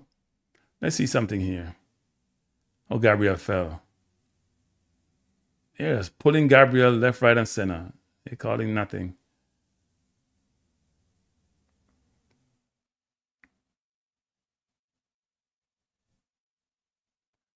Here comes Atletico again. And they're coming forward. Saka not close to his man. He has time and space. Cross in the box. Poor cross. Ball coming all the way up to the Trossard. Trossard looking to go upfield. And ball out of bounds. Blocked. Throw into the Arsenal. To be taken by Califieri.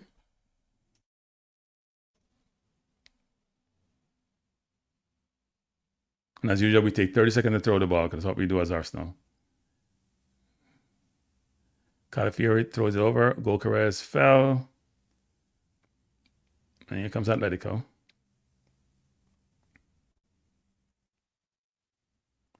Trying to go over the top. Ball headed out by Saliba. Oh, poor set. Wow. I think Atletico calling for a penalty. Let's see what happens. It says no. What the hell happened a while ago? Mix up in the defense. Ball headed up by Saliba. Beat Raya. VAR's take a look at this. So ball played over the top. He's onside. Saliba heading the ball. Ball headed over by Rice. And I'm not sure what happened. The player said he was fouled. He beat Raya. Nope, he missed it. That's not a penalty. He tried to kick it. The ball was gone before he kicked it. No, it's not a penalty. Not a penalty. He tried to kick with his right foot and he kicked it out of bounds. He's saying he was fouled, but he wasn't fouled. That was close. And that was poor defending. Good call by cross by Atletico, punch up by Raya. Here comes Atletico, good shot over the bar. That was really a mix-up in the defense a while ago. There's no way that ball should go over the two center-halves' head. Just get headed by that. Somebody has to be back.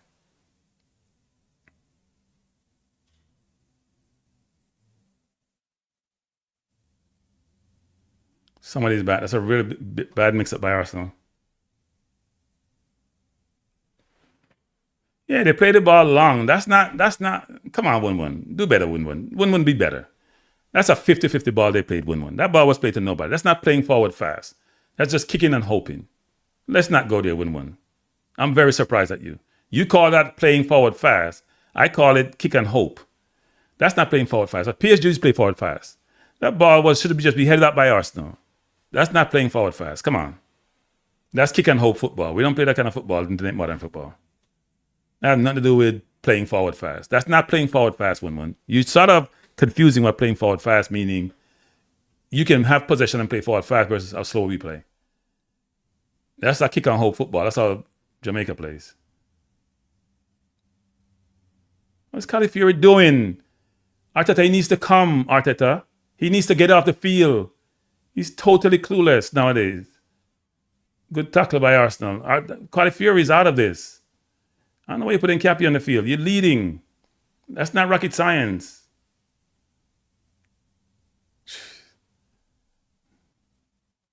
Gokeres, they just bullying Gokeres. Being tripped and pulled. Gotta take Calafiori off. He's defensively challenged.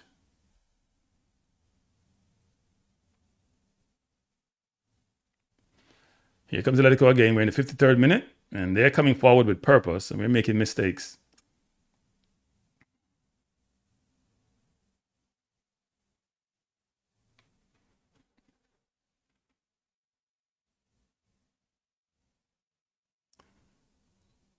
Atletico coming forward, ball by Rice. Here comes Rice, and Eze has Eze to the left, Trossard to the right. Rice coming forward. He places the ball into Trossard. The shot is blocked.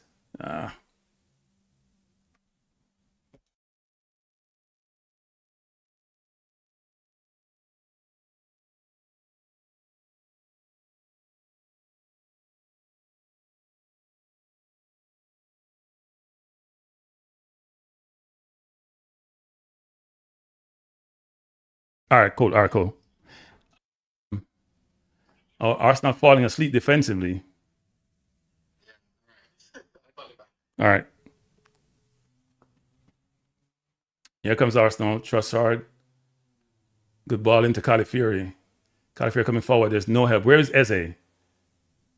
Calafiori out to Gokeres. Plays at the Calafiori. He's in the box. He's looking for someone to pass it to. He got dispossessed. Where is Eze? Eze looks like he's sleeping. He may be asking to be taken off for Odegaard. I mean, got to be up the field. We have two people in the ball on the left side, wide open. They're looking for someone to pass the ball to. They have no one. Eze should be sprinting into the box.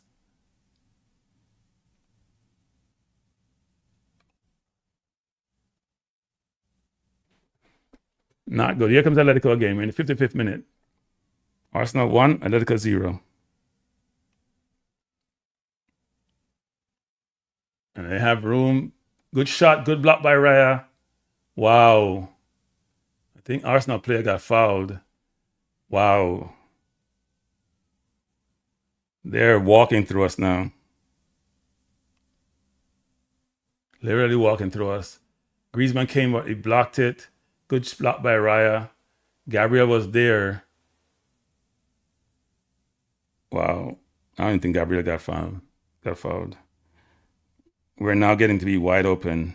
They're running through us. Arteta, we need changes, especially on the left side. You got to take off Calafiori. You're being stubborn, Arteta. It ain't rocket science. Calafiori is not, look like he's tired.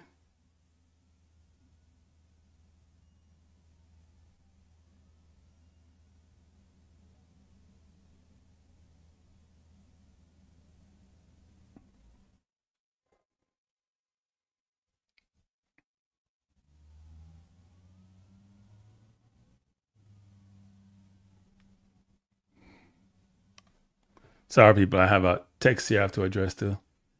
We're waiting to start. There's a stop in play. Atletico making changes. Number 16 is off. That's Polonia.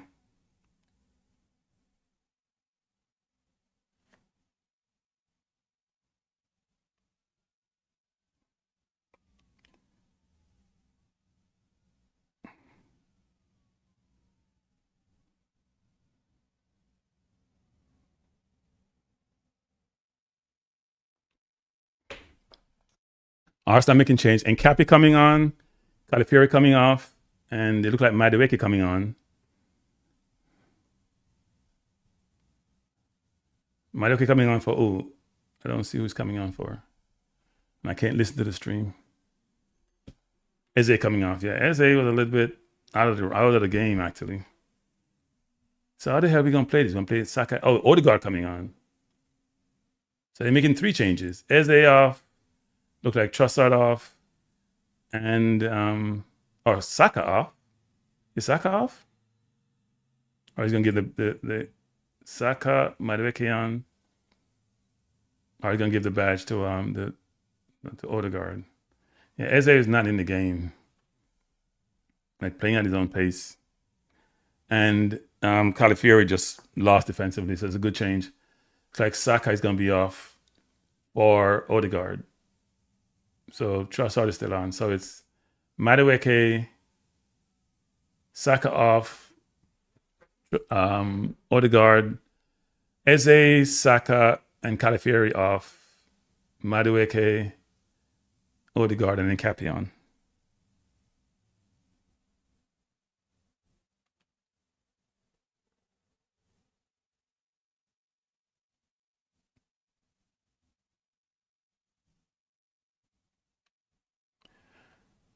Oh, foul on Lewis Kelly. Free kick to the Arsenal.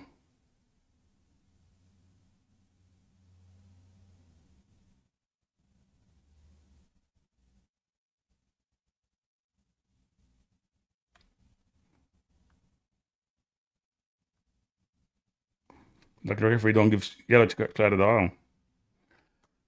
Here comes Arsenal. Ball played to Gokares. Out to Madueke. Ball played to Trossard. And he shoots over the bar. He had a Odegaard. You can't shoot Odegaard. Pass the ball to somebody. You know your shooting is horrible. You scored 1 goal all season. Nobody with a shot thing. Get somebody who can shoot the ball. Get somebody who can shoot the ball. Waste of time, that. I think Arteta want more control over the game. And that's why he put in Nkapie and Odegaard. And he wants to go at the defense. So he put Madueke in, even though I'm not sure that's a good change. Lewis Kelly into Odegaard, back to Odegaard by Rice. Odegaard coming forward. Goes back to Saliba, who goes back to Rice. Rice trying to go over the top, trying to find Gokares. Gokares there with the keeper. And he's taking out. He got pushed into the keeper.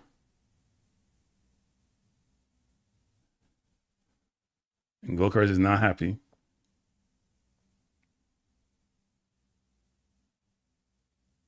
We're in the 60th minute. Oblak is all right. Arsenal won. And he was pushed into the keeper, actually. He got damaged. Gokares is a strong boy.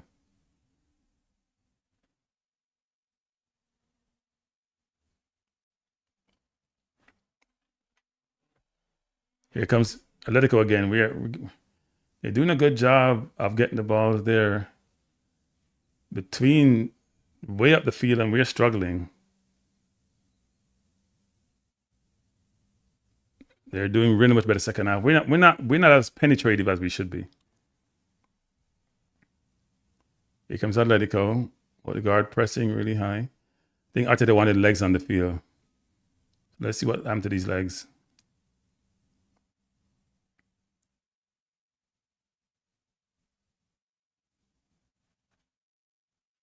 We still have more possession, 60% second half, but their 40% look much more effective than our 60%. Here comes Atletico. They look really fit, and we're dragging a little bit. They're trying to go along. They're trying to come deep and then go long, isolate 2 against 2. Good head by Nkapie. Good shield by Trossard to Nkapie. Nkapie trying to go field to Gokares. He's being held. He's being held the entire game, and he's very mad at the referee. He's being held and pulled, and the referee not calling it. It's ridiculous. Look at that. He's being grabbed and pulled and held and nothing. Referee not calling it at all. He's got to find a way to turn that defender, though. Arsenal down the wing. Good play by Gyökeres, throwing to the Arsenal, but the referee calls it against Arsenal. That looked like a hit off the defender. You're into it, the throw. Trying to go along. Really pretty poor by Nkape. Trying to win that ball. Good run by Madueke to cover. Here comes Atletico.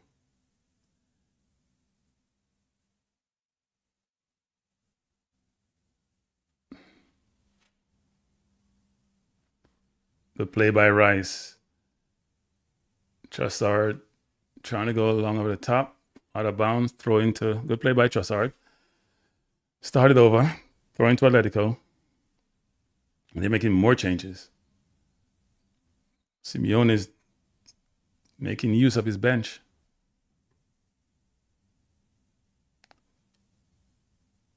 Here comes foul against Atletico. I don't know what Odegaard is doing on that play. That's not smart.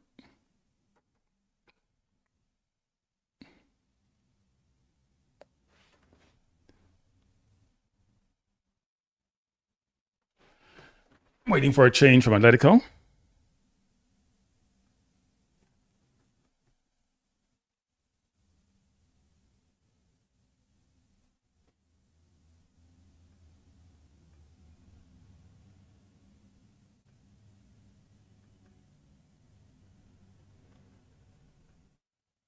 Free kick to Atletico.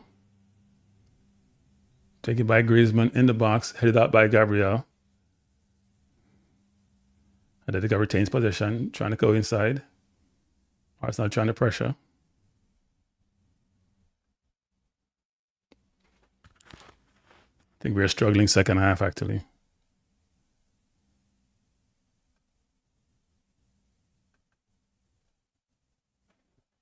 Here comes Atletico down the line. Alvarez crossing the box, straight to Raya.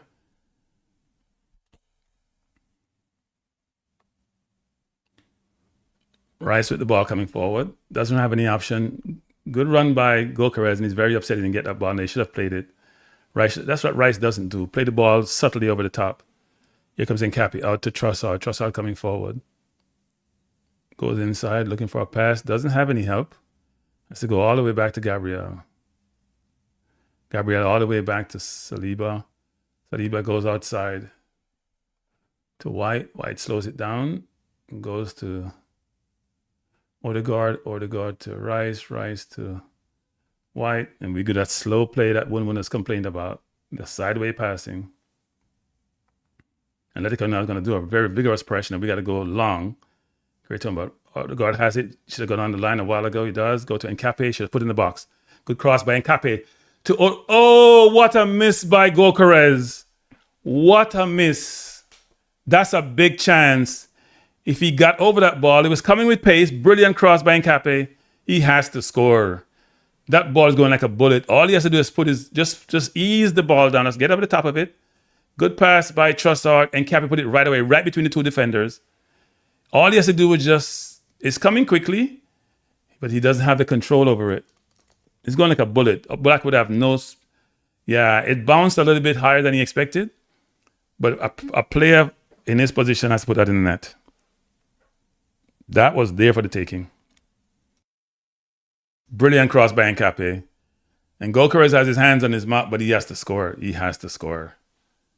That ball was... In fact, it bounced brilliantly. You put your foot over it and block it. It's in the goal. Arsenal pressing. Atletico looking to go long. They do a better job going long than we do, actually. Because then they have numbers. Now, ball headed down. Odegaard trying to play it over to Lewis Kelly. Edges it up to Gyökeres. He's been pressured. Put pressure by Atletico really well to play out of this press. They're really composed on the ball, actually. Good pressure by Trossard. And then they try to go along. Ball edited out by Nkape. Plays out by Gabriel to Lewis Kelly, who's got fouled. Good call by the referee. Lewis Kelly gets fouled quite a bit. And Koke hasn't got the yellow card yet. It's ridiculous. He's been doing that all game. Look at this.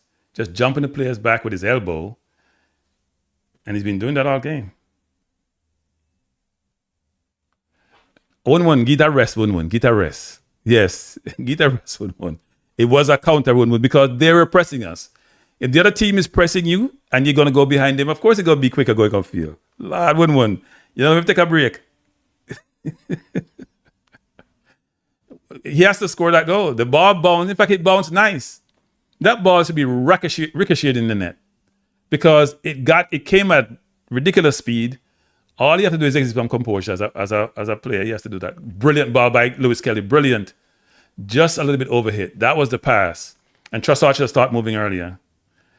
That pass was a good pass. That's on Trossard. He has to get to that ball. Too slow. Too slow. Arsenal now pressing. I hope we don't press too high, and then get beaten behind. They're trying to create one-on-one up top. Here they go again. Gabriel is physical. Good play by Gabriel. The Trossard. Good pass by Trossard out to Rice. Rice should just go quickly to White. Took too long. So then he stopped it and slowed it down and give them a chance to recover. That's where 1-1, that should have been quicker 1-1. Rice had a chance to play forward, play to White and get it out of the field quickly, and not sure what he did. Ball to Gabriel. Good ball by Gabriel into Lewis Kelly. Miscontrol. Kelly comes wide out to Trossard. Trossard had a pass down the line, has that into him. And Cappy should just go middle. He's trying to blow by his man. He's being blocked off. And then he made a stupid move of trying to go on the other side to win the ball. You're defending. You always go defend your goal first, and Cappy. That's not smart. It comes, poor pass in the middle. Shot by, who took that shot? Was that Ben White? No, that wasn't smart. We're not making some smart plays nowadays. Now. That ball was a poor ball to White. He has to go to Madueke. I don't know what White is doing. Trying to get glory. Pass the ball to Madueke. You ain't no forward. That shot was a waste.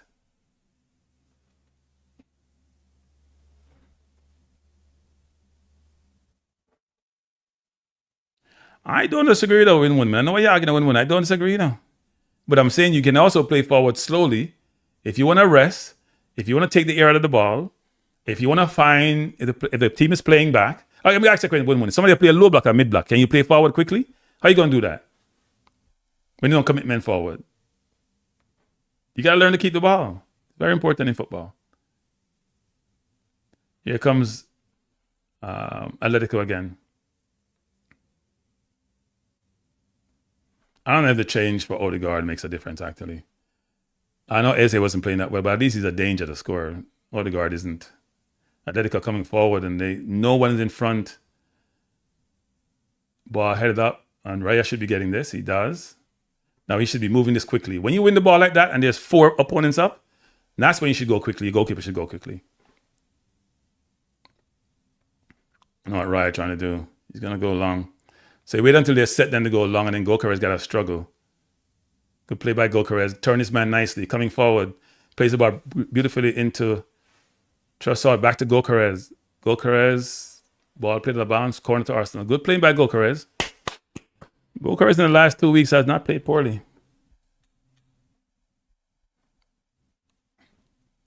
We haven't scored a set piece with a header in a little while now. We had one with Eze against Newcastle, but that was a change in how we play set pieces. Got to put one in the box so we can put it in the goal. So no Zubimendi today. That's interesting. As MLS replaces Zubimendi on a full-time basis.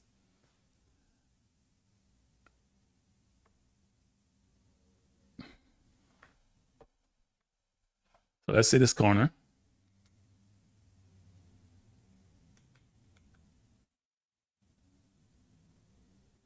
So we need another goal. Right to the corner. Not a bad corner. Ball headed up by Atletico. Here comes Madueke. Trying to turn his man. Does a brilliant job. And good cross by...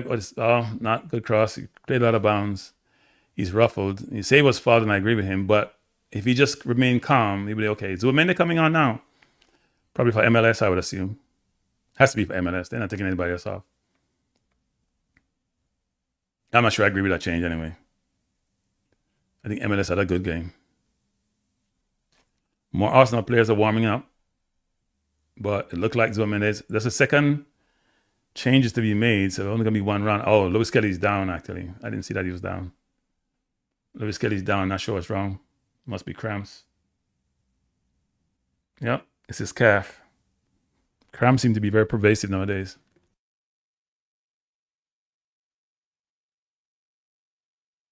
Referee tell him to come off the field. He's going to be substituted anyway. This woman, it would be on for Lewis Kelly. I guess he's going to go back to play the traditional 6, and then Rice will go to the full-time 8. Yeah, he has calf problem. At least when he come off, we're still leading.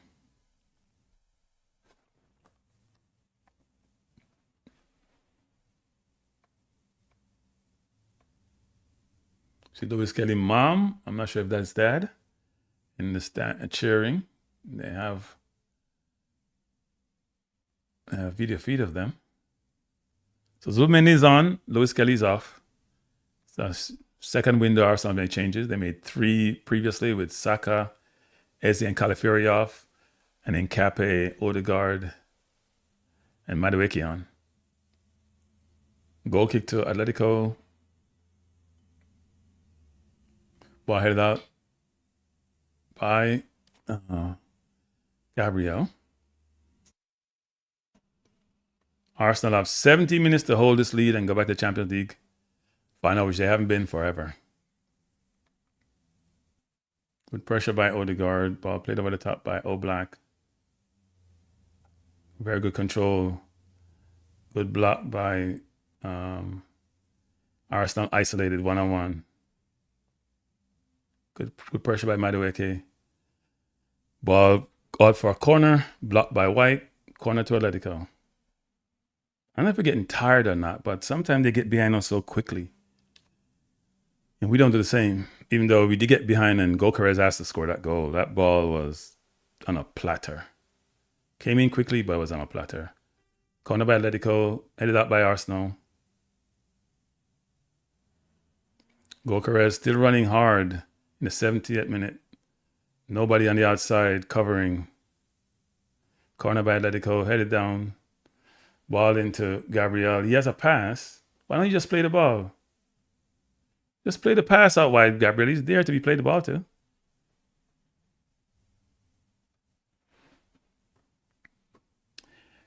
Yeah, we're not the greatest on defending set pieces. We've been good the last few weeks, but we have had some set piece challenges this season. Can't forget the couple games against Brentford and against Sunderland. We've had some challenges, but we defended them well. Their crosses don't pass the far post. That's why they're struggling.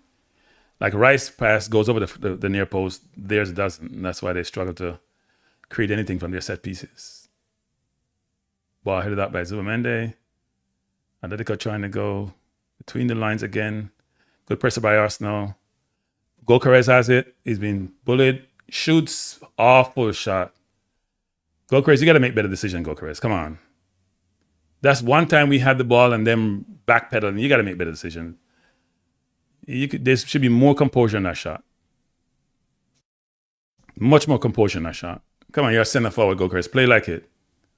You missed a sitter, and that shot was there for the taking. Just relax yourself.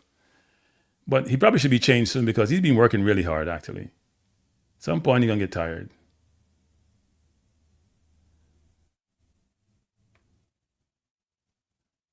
Arsenal scrambling now. We're playing like we're rushed. A while ago, we had Nkap with an easy ball to play back to Raya. I'll give Saliba, and we just scrambling and playing nervous. Got to stop playing nervous.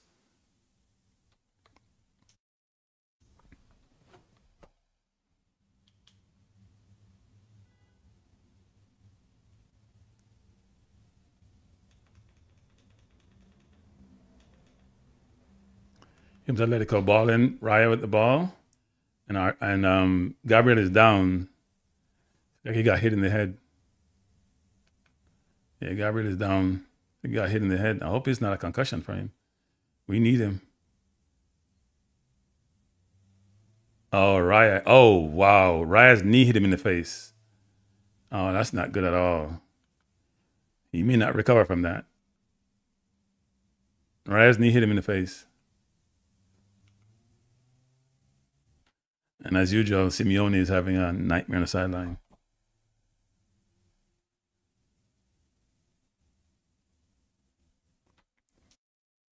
We're not creating much though, which is a problem for us all season. Against Fulham, we look great, but that was Fulham. When we play the better teams, we're not creating much chances. They have better chance than we have. We're playing too nervous now. We got to settle down. We know we're close to the final. Just play the game. Don't play nervous. Here comes Madueke. Don't dribble out of bounds, Madueke. Just put it in the far post. Put it in the far post. Jesus, he loses it. Oh, boy. I don't know. If I'm making a change, I'm not putting him on Madueke. I'm sorry, I'm just not. He doesn't play smart football. Here comes Arsenal again. He's always dribbling out of bounds. That's why I call him OOB, out of bounds, because he's always doing that. Good play by... We're getting ball in nice areas, but we're struggling. Here comes Madueke again, trying to go by his man. He has the ball to pass one time to Gokers in the box, and he's playing with the damn ball. Pass the damn ball, Madueke.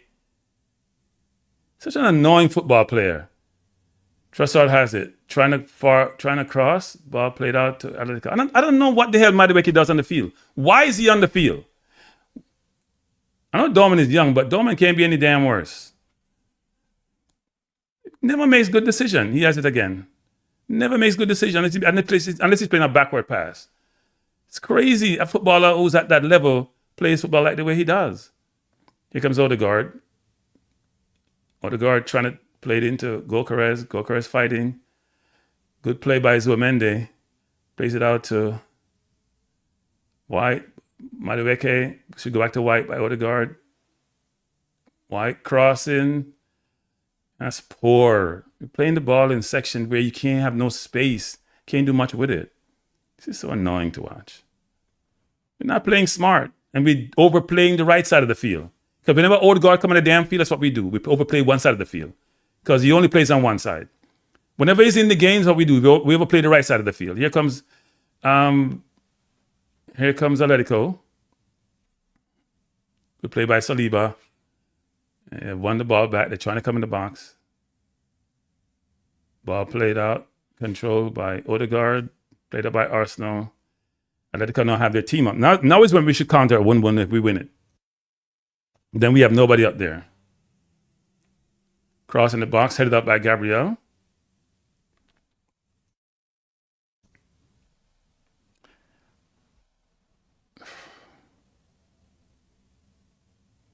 Here comes Atletico again. They have space and time. The Mendy got nutmeg, ball played in. Cross played up by Raya. Ball played out to Madueke. And he's not ready for it. Not surprising. Good shot. I don't like how Trossard did a while ago. He could have caught the man. We're not playing well. We're out of sync. Out of control, not playing well, just all over the place. All over the place. Ball played out trying to find Gokeres. That's the man one-on-one. He's being held. He's being pulled back. That has to be a yellow card. That would be a red card. That's a red card. No, that's not a yellow. That can't be a yellow. That cannot be a yellow. He's the last man. That cannot be a yellow. Come on, VAR. Come in, VAR. That can't be. Oh, he's getting the yellow card. He held him. He's holding him. He's pulling him. That's a red card. That's a red card. That has to be a red card. That's not a yellow card. That's a red card. He's pulling him back. He's the last man. That's a red card. What are we doing? That's not a yellow card. What we do? This is nonsense, people. This is nonsense. Then you don't know how to ref football and VAR don't know what they're doing. That's not a yellow card, referee. You don't give yellow card for the last man. What are we doing? What am I missing? Bless up Jamaica vibes. I don't understand this game, people. I don't understand football. I don't know about football. If you're the last man and there's nobody behind you, it's a red card. It's not a yellow card. I need to see the replay because I don't see where there was anybody behind him. That cannot be a yellow card. VAR should intervene. And Arsenal players are not protesting, so it's a red card. Well, you feel like somebody, what are we doing? I don't understand. Gokeres with him alone down there. There's no defender in sight. It's one-on-one. That cannot be a yellow card. Why is Arsenal taking the free kick? Ask VAR to intervene. I don't know what the referee is. This referee is a piece of... I don't know what we're doing here. Last man can't be a yellow card, people. That's basic football. We don't want to hear afterward it should be a red card from some referee association. This is nonsense. This is nonsense, people. This is nonsense. I don't know what we're watching. This is a joke. I can't hear the commentators. I would love to hear what they're saying. That's a red card. And Martinelli coming on. Good change, good change. Probably coming on for Trossard. We need that defensive cover. I don't understand people. What am I missing? Am I missing something? Well, the guys tell me if a cranky's overreacting here. I don't know what he's talking about.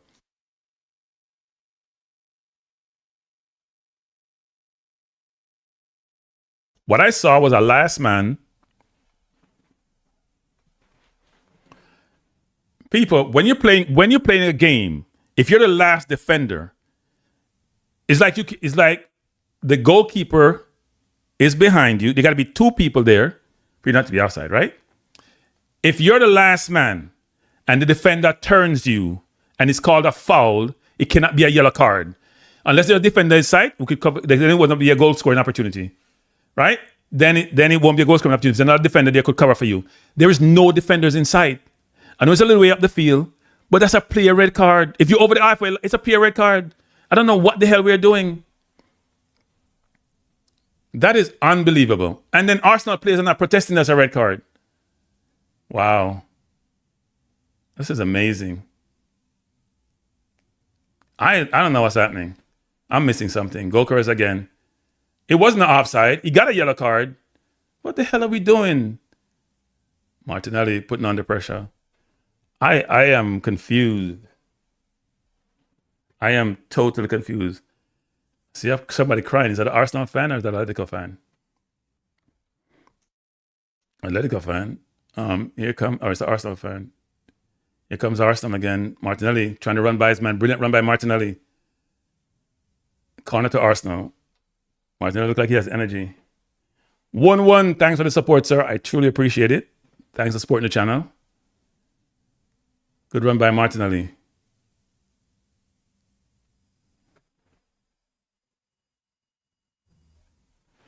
No, he called a yellow card. You don't understand vibing. Let's say he made a meal out of it. He got held. But you gave him a yellow, which says a foul. So if you gave him a foul, it's either not a foul. If it's a foul, it's a red card. If it's not a foul, fine. He knew it was a foul. He held him, he grabbed him, he tripped him. But if you call it a foul, it can't be yellow. And for VAR not to overturn and call the ref and tell him that can't, because VAR can intervene, it's ridiculous. It's incompetence, actually. It's incompetence. It's incompetence. Trust me, it's incompetence. It's actually unbelievable.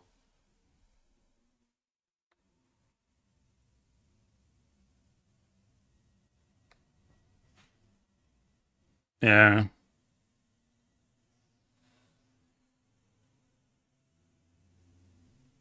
The play by Zuberman, they're trying to find.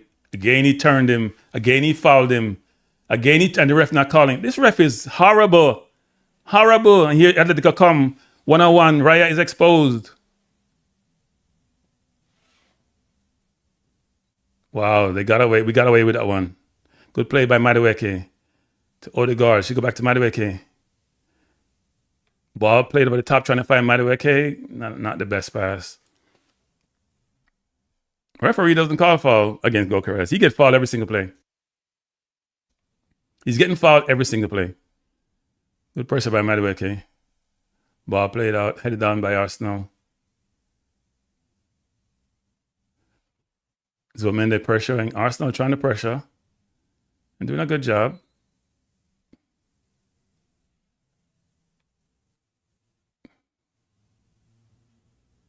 Oh, that's a bad foul on Gabriel.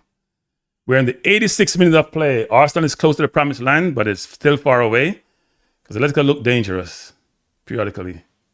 And that they probably could have scored that goal by, was it that Serloff? He just kicked and missed. It was wide open. Wide open a while ago.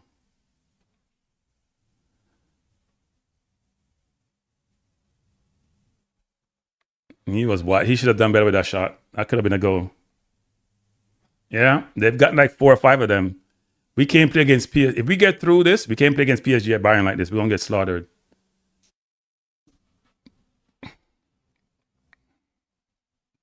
And we're not creating chances. That's the problem. Here comes Atletico again. And they're breaking away again, and we're scrambling. Why are we scrambling so much? Ball over the top.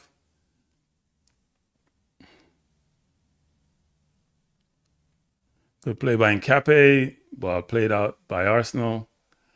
And here comes Atletico again. We're in the 87th minute of play, and Goker is still running. Remind me of Gallagher the other day for Tottenham. Man, ran all game like 100 miles an hour. We're not talking about jogging. We talk about sprinting. Foul by Zubimendi. Good foul by Zubimendi. They need to start over. Our defense is too open. They're desperate to score. We got to play smarter. We have to be able to get another goal.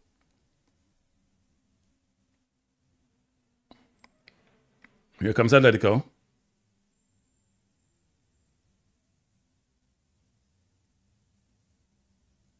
We're in the 88th minute of play. Arsenal leading by 2-1 in aggregate. Atletico dominating possession now, coming forward again.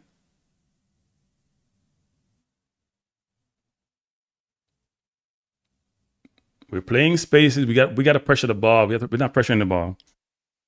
Man is what of Madueke. Madueke not smart enough to realize he had to be closer.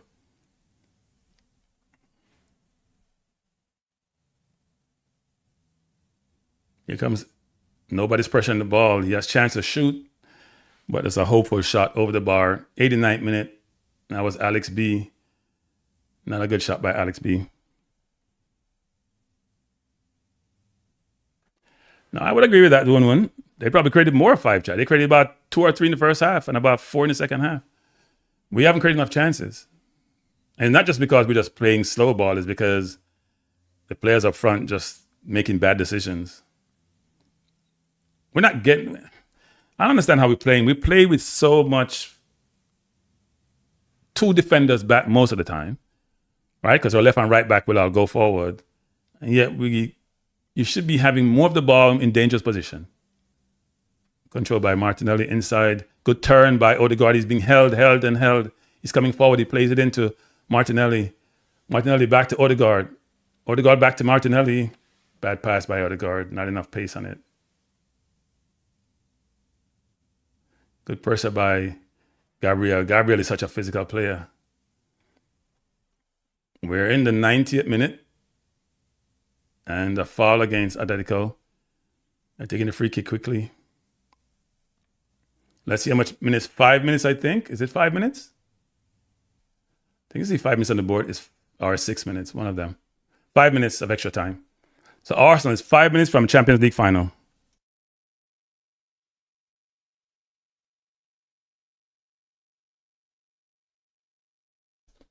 Arsenal coming forward to Rice. Rice trying to go long. Ball on the line. Good pressure by Gokeres. Gokeres has worked his socks off today. Gokeres had a good game. He's worked his socks off. Why are you guys looking for the ball? Take your time. Don't get the ball. Let him go find it. Arteta trying to give Nkape instruction. Take 30 seconds and take your time to run on the line. Take a yellow card. Arsenal 5 minutes from Champions League final. Ain't sure we deserve to be here given how we played, but hey, to the victor goes the spoils. Throw into Atlético Madrid. Zubimendi, they have to play the ball down the line there. There's a lot of players on the sideline, Atletico players. Throw into Atletico. Good play by Arsenal. Madueke needs to go get out to that man out wide. They're running somebody out wide on the left all the time to create that mismatch out there. Madueke is tucked in too deep. Here comes Atletico over the top. Ball out of bounds. Throw into the Arsenal. Goal kick to the Arsenal. Arsenal has 3 minutes left. And Emirates is nervous. Atletico fans are crying. They came with the Arsenal fans, believe they're there, but they're not there yet. They're not there yet.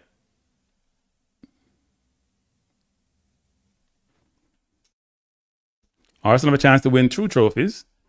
City tried to help them yesterday, and hopefully they did. And today, Atletico, from a opportunity standpoint, didn't take their chances. Not sure what the referee is doing, but he's giving somebody a yellow card like this. Reyes taking too long to kick the ball out. The clock is going slowly if you're Arsenal and very fast if you're Atletico. Ball over the top, headed up by Zubimendi. Atletico plays it down, trying to come forward. Good play by Arsenal. Throw in to Atletico. And I tried to give an instruction like a madman on the sideline. 2.5 minutes remaining, and Simeone losing his mind. And so is Arteta. They're both losing their minds. Ball in. I don't know what Gabriel is doing. Play the ball back to Raya. We're playing so... Oh, Zubimendi, throw into the Arsenal, or is a free kick. Gokares has been a handful today, I must say. He's played like a true old-fashioned centre forward. He's giving them a torrid time. He's been very physical. Dr. Dan says, 21 years since Arsenal went to Champions League final and won the EPL. Wow. Okay. So free kick to the Arsenal. Still got 1.5 minutes remaining. But as we know, anything can happen in the last minute of the game. Arsenal taking its time. That's Rice. Play the ball on the corner.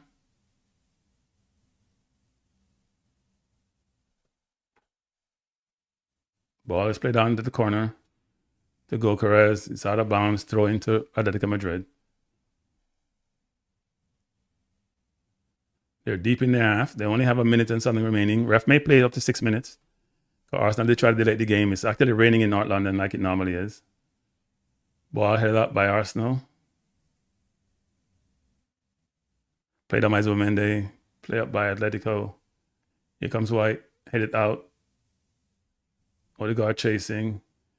No ball play now. We're just kicking the ball down the field with a hope.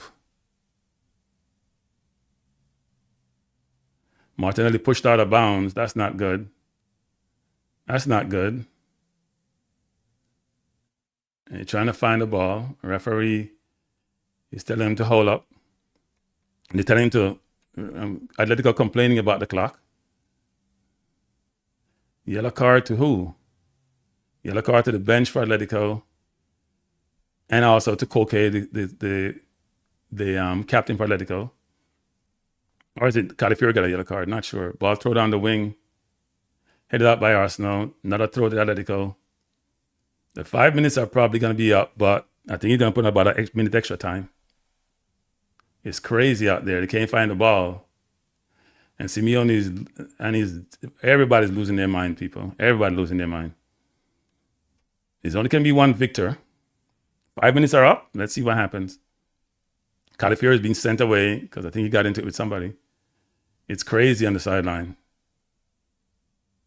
Why is Calafiori getting involved? You're getting a yellow card? Really?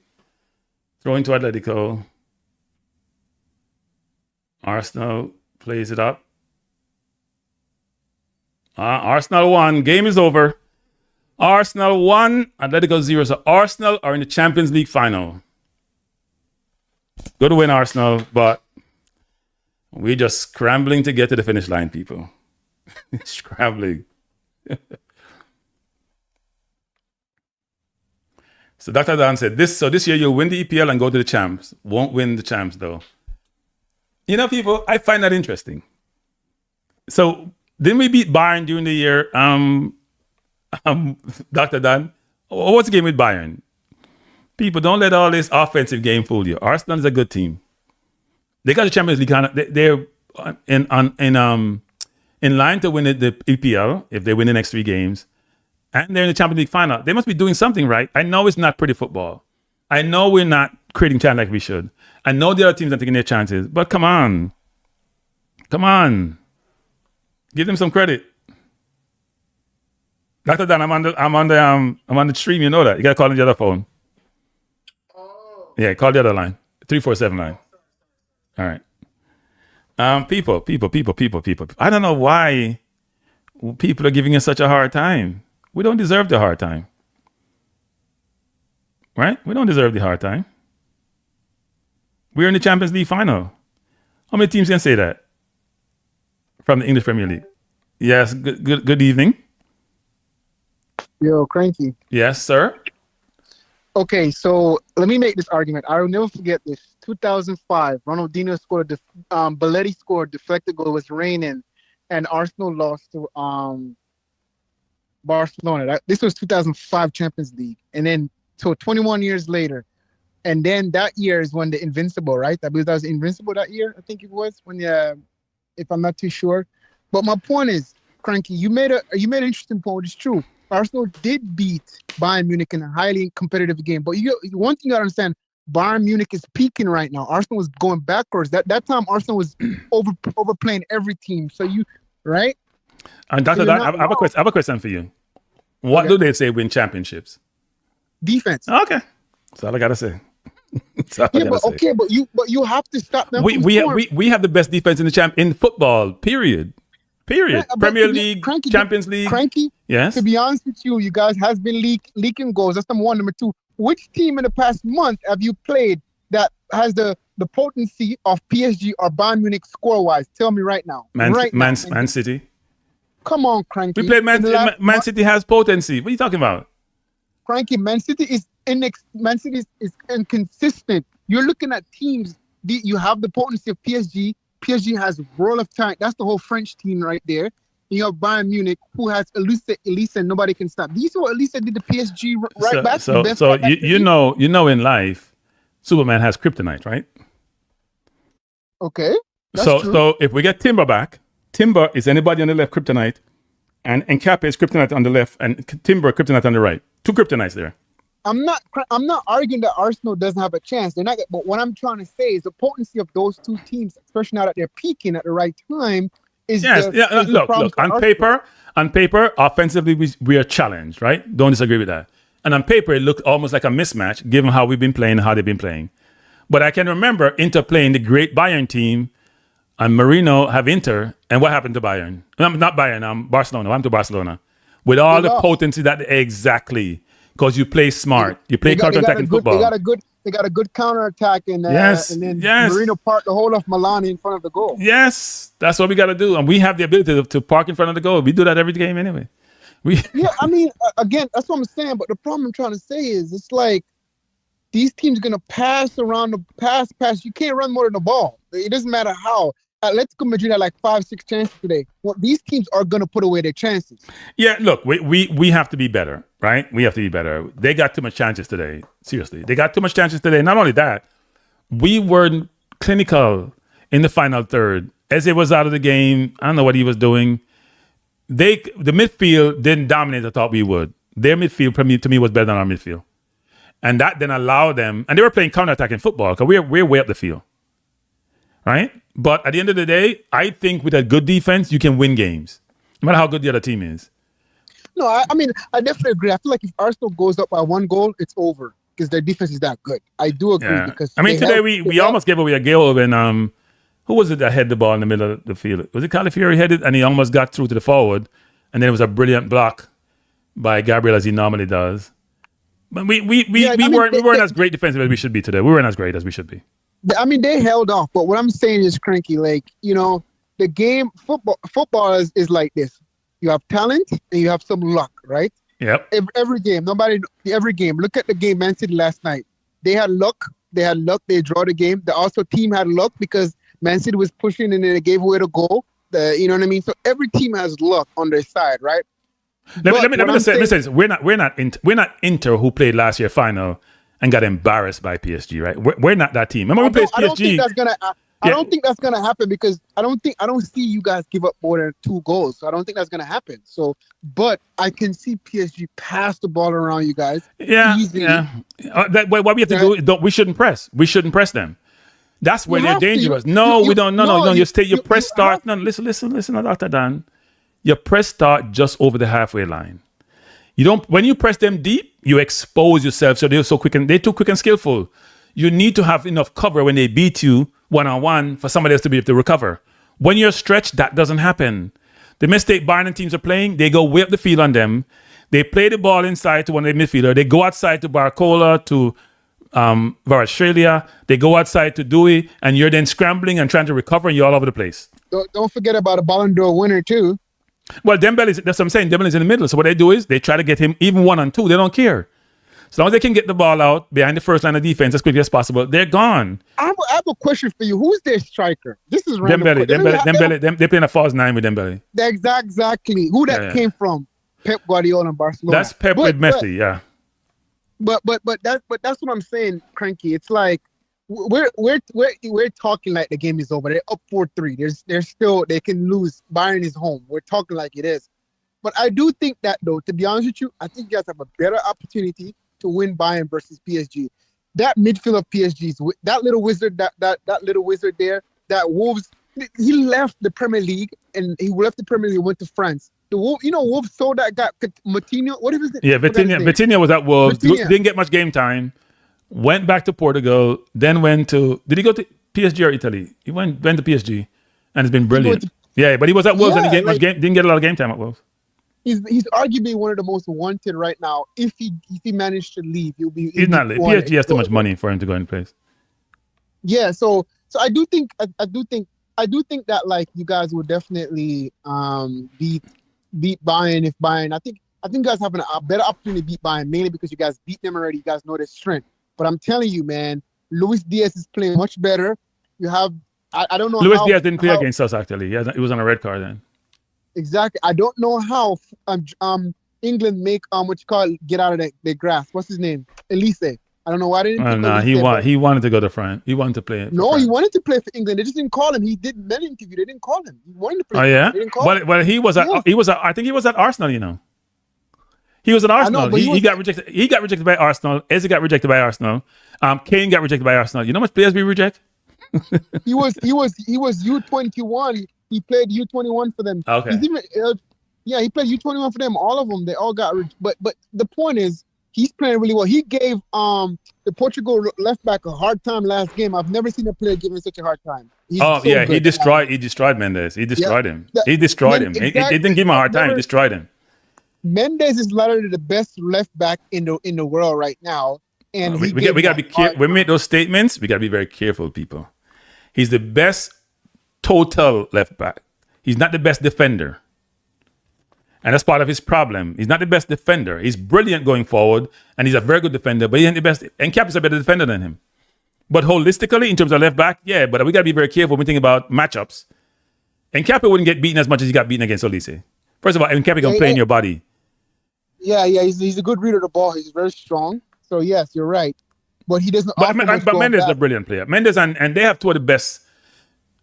Frankly, they have a very good team. I mean, honestly, they have a very good team. Hakimi on the right, Mendes on the left, Marquinhos in the middle, the kid from Ecuador in the middle. They have a very good team. And their midfield are diminutive and skillful. And their forward line is fast. They play a lot of 1-2. They play a lot of 1-2.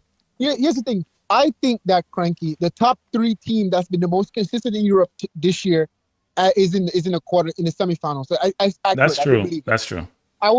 I didn't think Atletico belonged there. I think Madrid did, but Madrid hasn't been Real hasn't been consistent, right?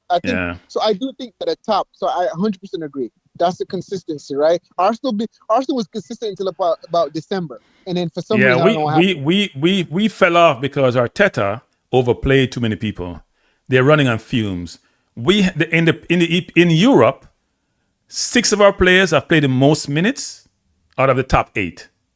So apart from Emery, I think, from PSG and Diaz from Bayern, we have the top 6 positions in terms of minutes played between Rice, Zubimendi, Raya, Gabriel. Yeah, we have the top 6. And if Saka wasn't injured all the time, probably mean that number too. It's crazy. Yeah, I mean, and look how he plays Luis Kelly now. Luis Kelly's playing, so he could have rest Zubimendi more and rest Rice more. But that's the thing, Cranky. When you are in every competition that you want to win in Europe, there's like 4 or 5 competition, right? You are gonna get injury. It's 38 game season on top. Listen, it's an 8 months period. It's a whole season, 9 months, 9 months season. So you only get, and then you have international break too. So these players these players gonna be injured a lot because World Cup is right then. So they're not gonna they're gonna go right into season starting this. So you expect that. So that's where a big squad come in. However, you have too much of a big squad. Players get disgruntled because everybody wants to play. Yep. Well, think about if you're Zubimendi, you played all year and you come to this big game and you're in the bench. You're in the bench. Yeah, when saying he has runner players in the ground, he does. And he has players who can actually play. I mean, Lewis Kelly was supposed to be in the midfield from ever, spelling people. Norgard doesn't get much game time. He was captain at Brentford. He just run the. At least what he's doing now, this is when he's managing minutes, when the season's almost over. So you see him taking off Saka after 50 minutes. He's managing the most important part of the season because he's managed the Champions League. The good thing is you guys have 3 weeks to rest. I think when is it again? May something, right? Yeah, end of May. May 20. When is Champions League final? May 20 something. May 20. What is it? I don't remember. Whatever it is, but 3 weeks, and you gotta understand some of these players they're gonna play. They don't want to get injured too. So imagine if you get injured. The problem is we can't afford that because. Unlike the other teams like Bayern and PSG who have won their league already, basically, we're fighting for a league title. It's Saturday, May 30th, so it's end of this month. So we have 3 games before then. But you also got to understand, a lot of these teams who win the league so long ago, the rest of their players they get out of form. But then Arsenal going in there rampant, fresh, in form. So yeah, because you realize that over the years, a lot of teams who won their leagues earlier, they rest their players. It take them a long time to get back in the game, right? Because you know, the thing is what I've known in your body is cranky. It'll take you 6 to a year to get in shape, but as soon as you start moving, you get back in shape. So it takes you a long time to get back, get your touch back, all that stuff. So that can be work against those teams as well. Yeah, no, I mean, that's a possibility. I still think at this time of the season, rest is the most important thing. That's why people get the whole summer off to go rest, and players going to be killed next year because you're going to play the World Cup. If you go deep in the World Cup, you got to start preseason in July. When do you get rest time? You probably get a week or 2 off if you're lucky. So you're going to bring those players back late, and then they start the season behind and become challenging. Here's Arsenal. To me, Arsenal don't care about next season. As long as they win this year, Arteta will get a statue in front of the Emirates. Well, if we win the Premier League and lose the Champions League, I can live with that. I would like to win both, but I'm not overly greedy. Yeah, look, okay, let's look at this. Look at the past couple seasons. Listen, Liverpool won the league. They were trash this year. So as long as you bring a championship to the owner in the past 20-something years, he'll take it. Who cares what if Atlético doesn't win it next year? Then no. And they got a good chance to win it next year because I think Pep might be leaving this year. So then they have a good chance to win it again. No. Next year, Man City have to answer those 15 or 13 charges. They got to answer those charges. Okay, sure. So that's what I'm saying. So they have an opportunity to go back to back there. Yeah, but Liverpool going to retool. Man U going to retool. Remember last year after Liverpool won and they spent 450 million, everybody says it's all over. It doesn't really work out the next year. Every year is individual year and separate year. Yeah, but that's what I'm saying. But for now, it doesn't matter as long as Arsenal win this year, it doesn't matter because every year they're becoming second. So look, it doesn't matter if they win, right? It doesn't matter. Klopp didn't win until he was in his 5th season. This is Arteta's 6th season, I think. So he's right there. Klopp didn't win anything. And on top of that, Klopp won the league and then they lost it. He didn't win it the following year. So it doesn't matter as long as you get him a championship.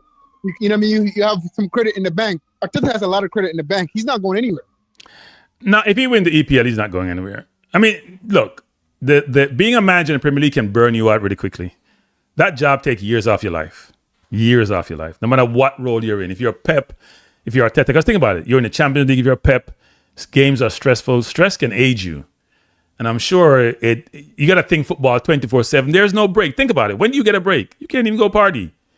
You get no break. You're playing games twice a week. Sometimes like City going to be now every 3 days. You got to prepare for every single team you're preparing for. Luckily for him, they dominate possession 1-1. So he has less. You don't have to worry about as much preparation to think about counter-attack or transition football. He said, go out and roll the ball and play. All right. And look at the bright side too, Cranky, right? This year is not going to be, next season is not only going to be mad on Arsenal, right? All the big top 6 teams that have a lot of international players, they're going to be tired too. So it's going to be an even show in a sense. But I wouldn't say all the team. If you have Nigeria and Jamaica players, you're okay. You won't be. Well, they should be fit already. All they got is Youth Cup in the May. Yeah? Which one of the top teams have a lot of those players, though? Not a lot. Fulham has a couple. Which other top teams have a lot of those? Well, Jamaica may have 4 teams in the Premier League next year. 4 players. They'll have, if Pinnock renews contract at Brentford, they'll have Rico Henry. If Mason Clark and Latti survive, they're going to be there too. And they may get a few more players. You never know. So yeah, they probably have 4 or 5 players. And Bailey will not be a Villa next year. I know where Bailey's going to be, but he won't be a Villa.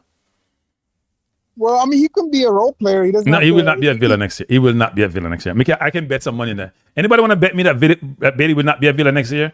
I'm taking bets. What is he? He's gonna do what? 28 next year? He's gonna do 28. 28 or 29, one of them. He won't be at Villa next year. I mean, Frankie, here's my thing, right? If I was him, I'll be a role player and collect that check. Live good. Bring that money to Jamaica. Live like a king. Listen, at a point, right? Football is this. Football is a job, able to provide for your family, right? So at a point, you know what? Listen, you know what? I'm gonna get some money. If you're getting 250, 150 pounds a week, send that to Jamaica, live my life. You know what I mean? If I don't win, I don't win. At least I could provide and I have something to fall back on. If I was him, I'll be a role player. I mean, that's it. Or he can go to Saudi League and make some. There's no tax. That money's not taxed. Somebody said Bailey going to France. I don't know where he's going, but he won't be a Villa. That's for sure. Not even close. But look, at the end of the day, we're in the finals, people. Arsenal is in the Champions League final. If you're an Arsenal fan, for the last 4 years, you have given fans something to cheer about. We haven't won trophies, but we've always been in the mix. This year, we have converted the mix to possibly winning 2 trophies. I think we're going to win 1. I hope we win 1 at a minimum. We have to win 3 more games, but offensively, we got to do better. We took 1 shot to the goal that was saved, and we got a ricochet. Luckily, we have this defense, which is not impregnable. We have a brilliant goalkeeper, a brilliant back 3 or 3.5, because I don't think Brent White is brilliant. And the manager has been making more changes that he's been making for a long time and making quicker changes. Today, I was screaming for Nkapia, and Nkapia came on.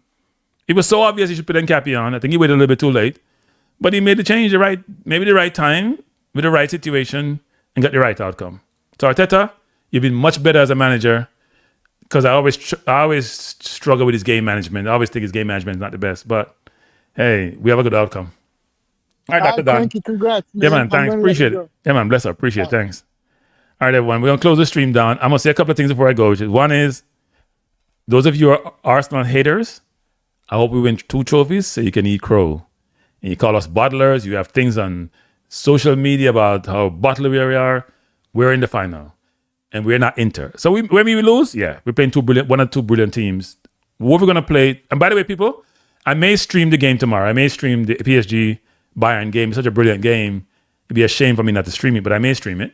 Should be a brilliant game. But we're in the final. May 30th. Come see us. Saturday. Should be a brilliant game. For the Premier League, I am cautiously optimistic, because we're known to give away situations. Remember, we lost at home to Bournemouth? They're a good team. They haven't lost in about 16 games, but still, we should not be losing at home to Bournemouth.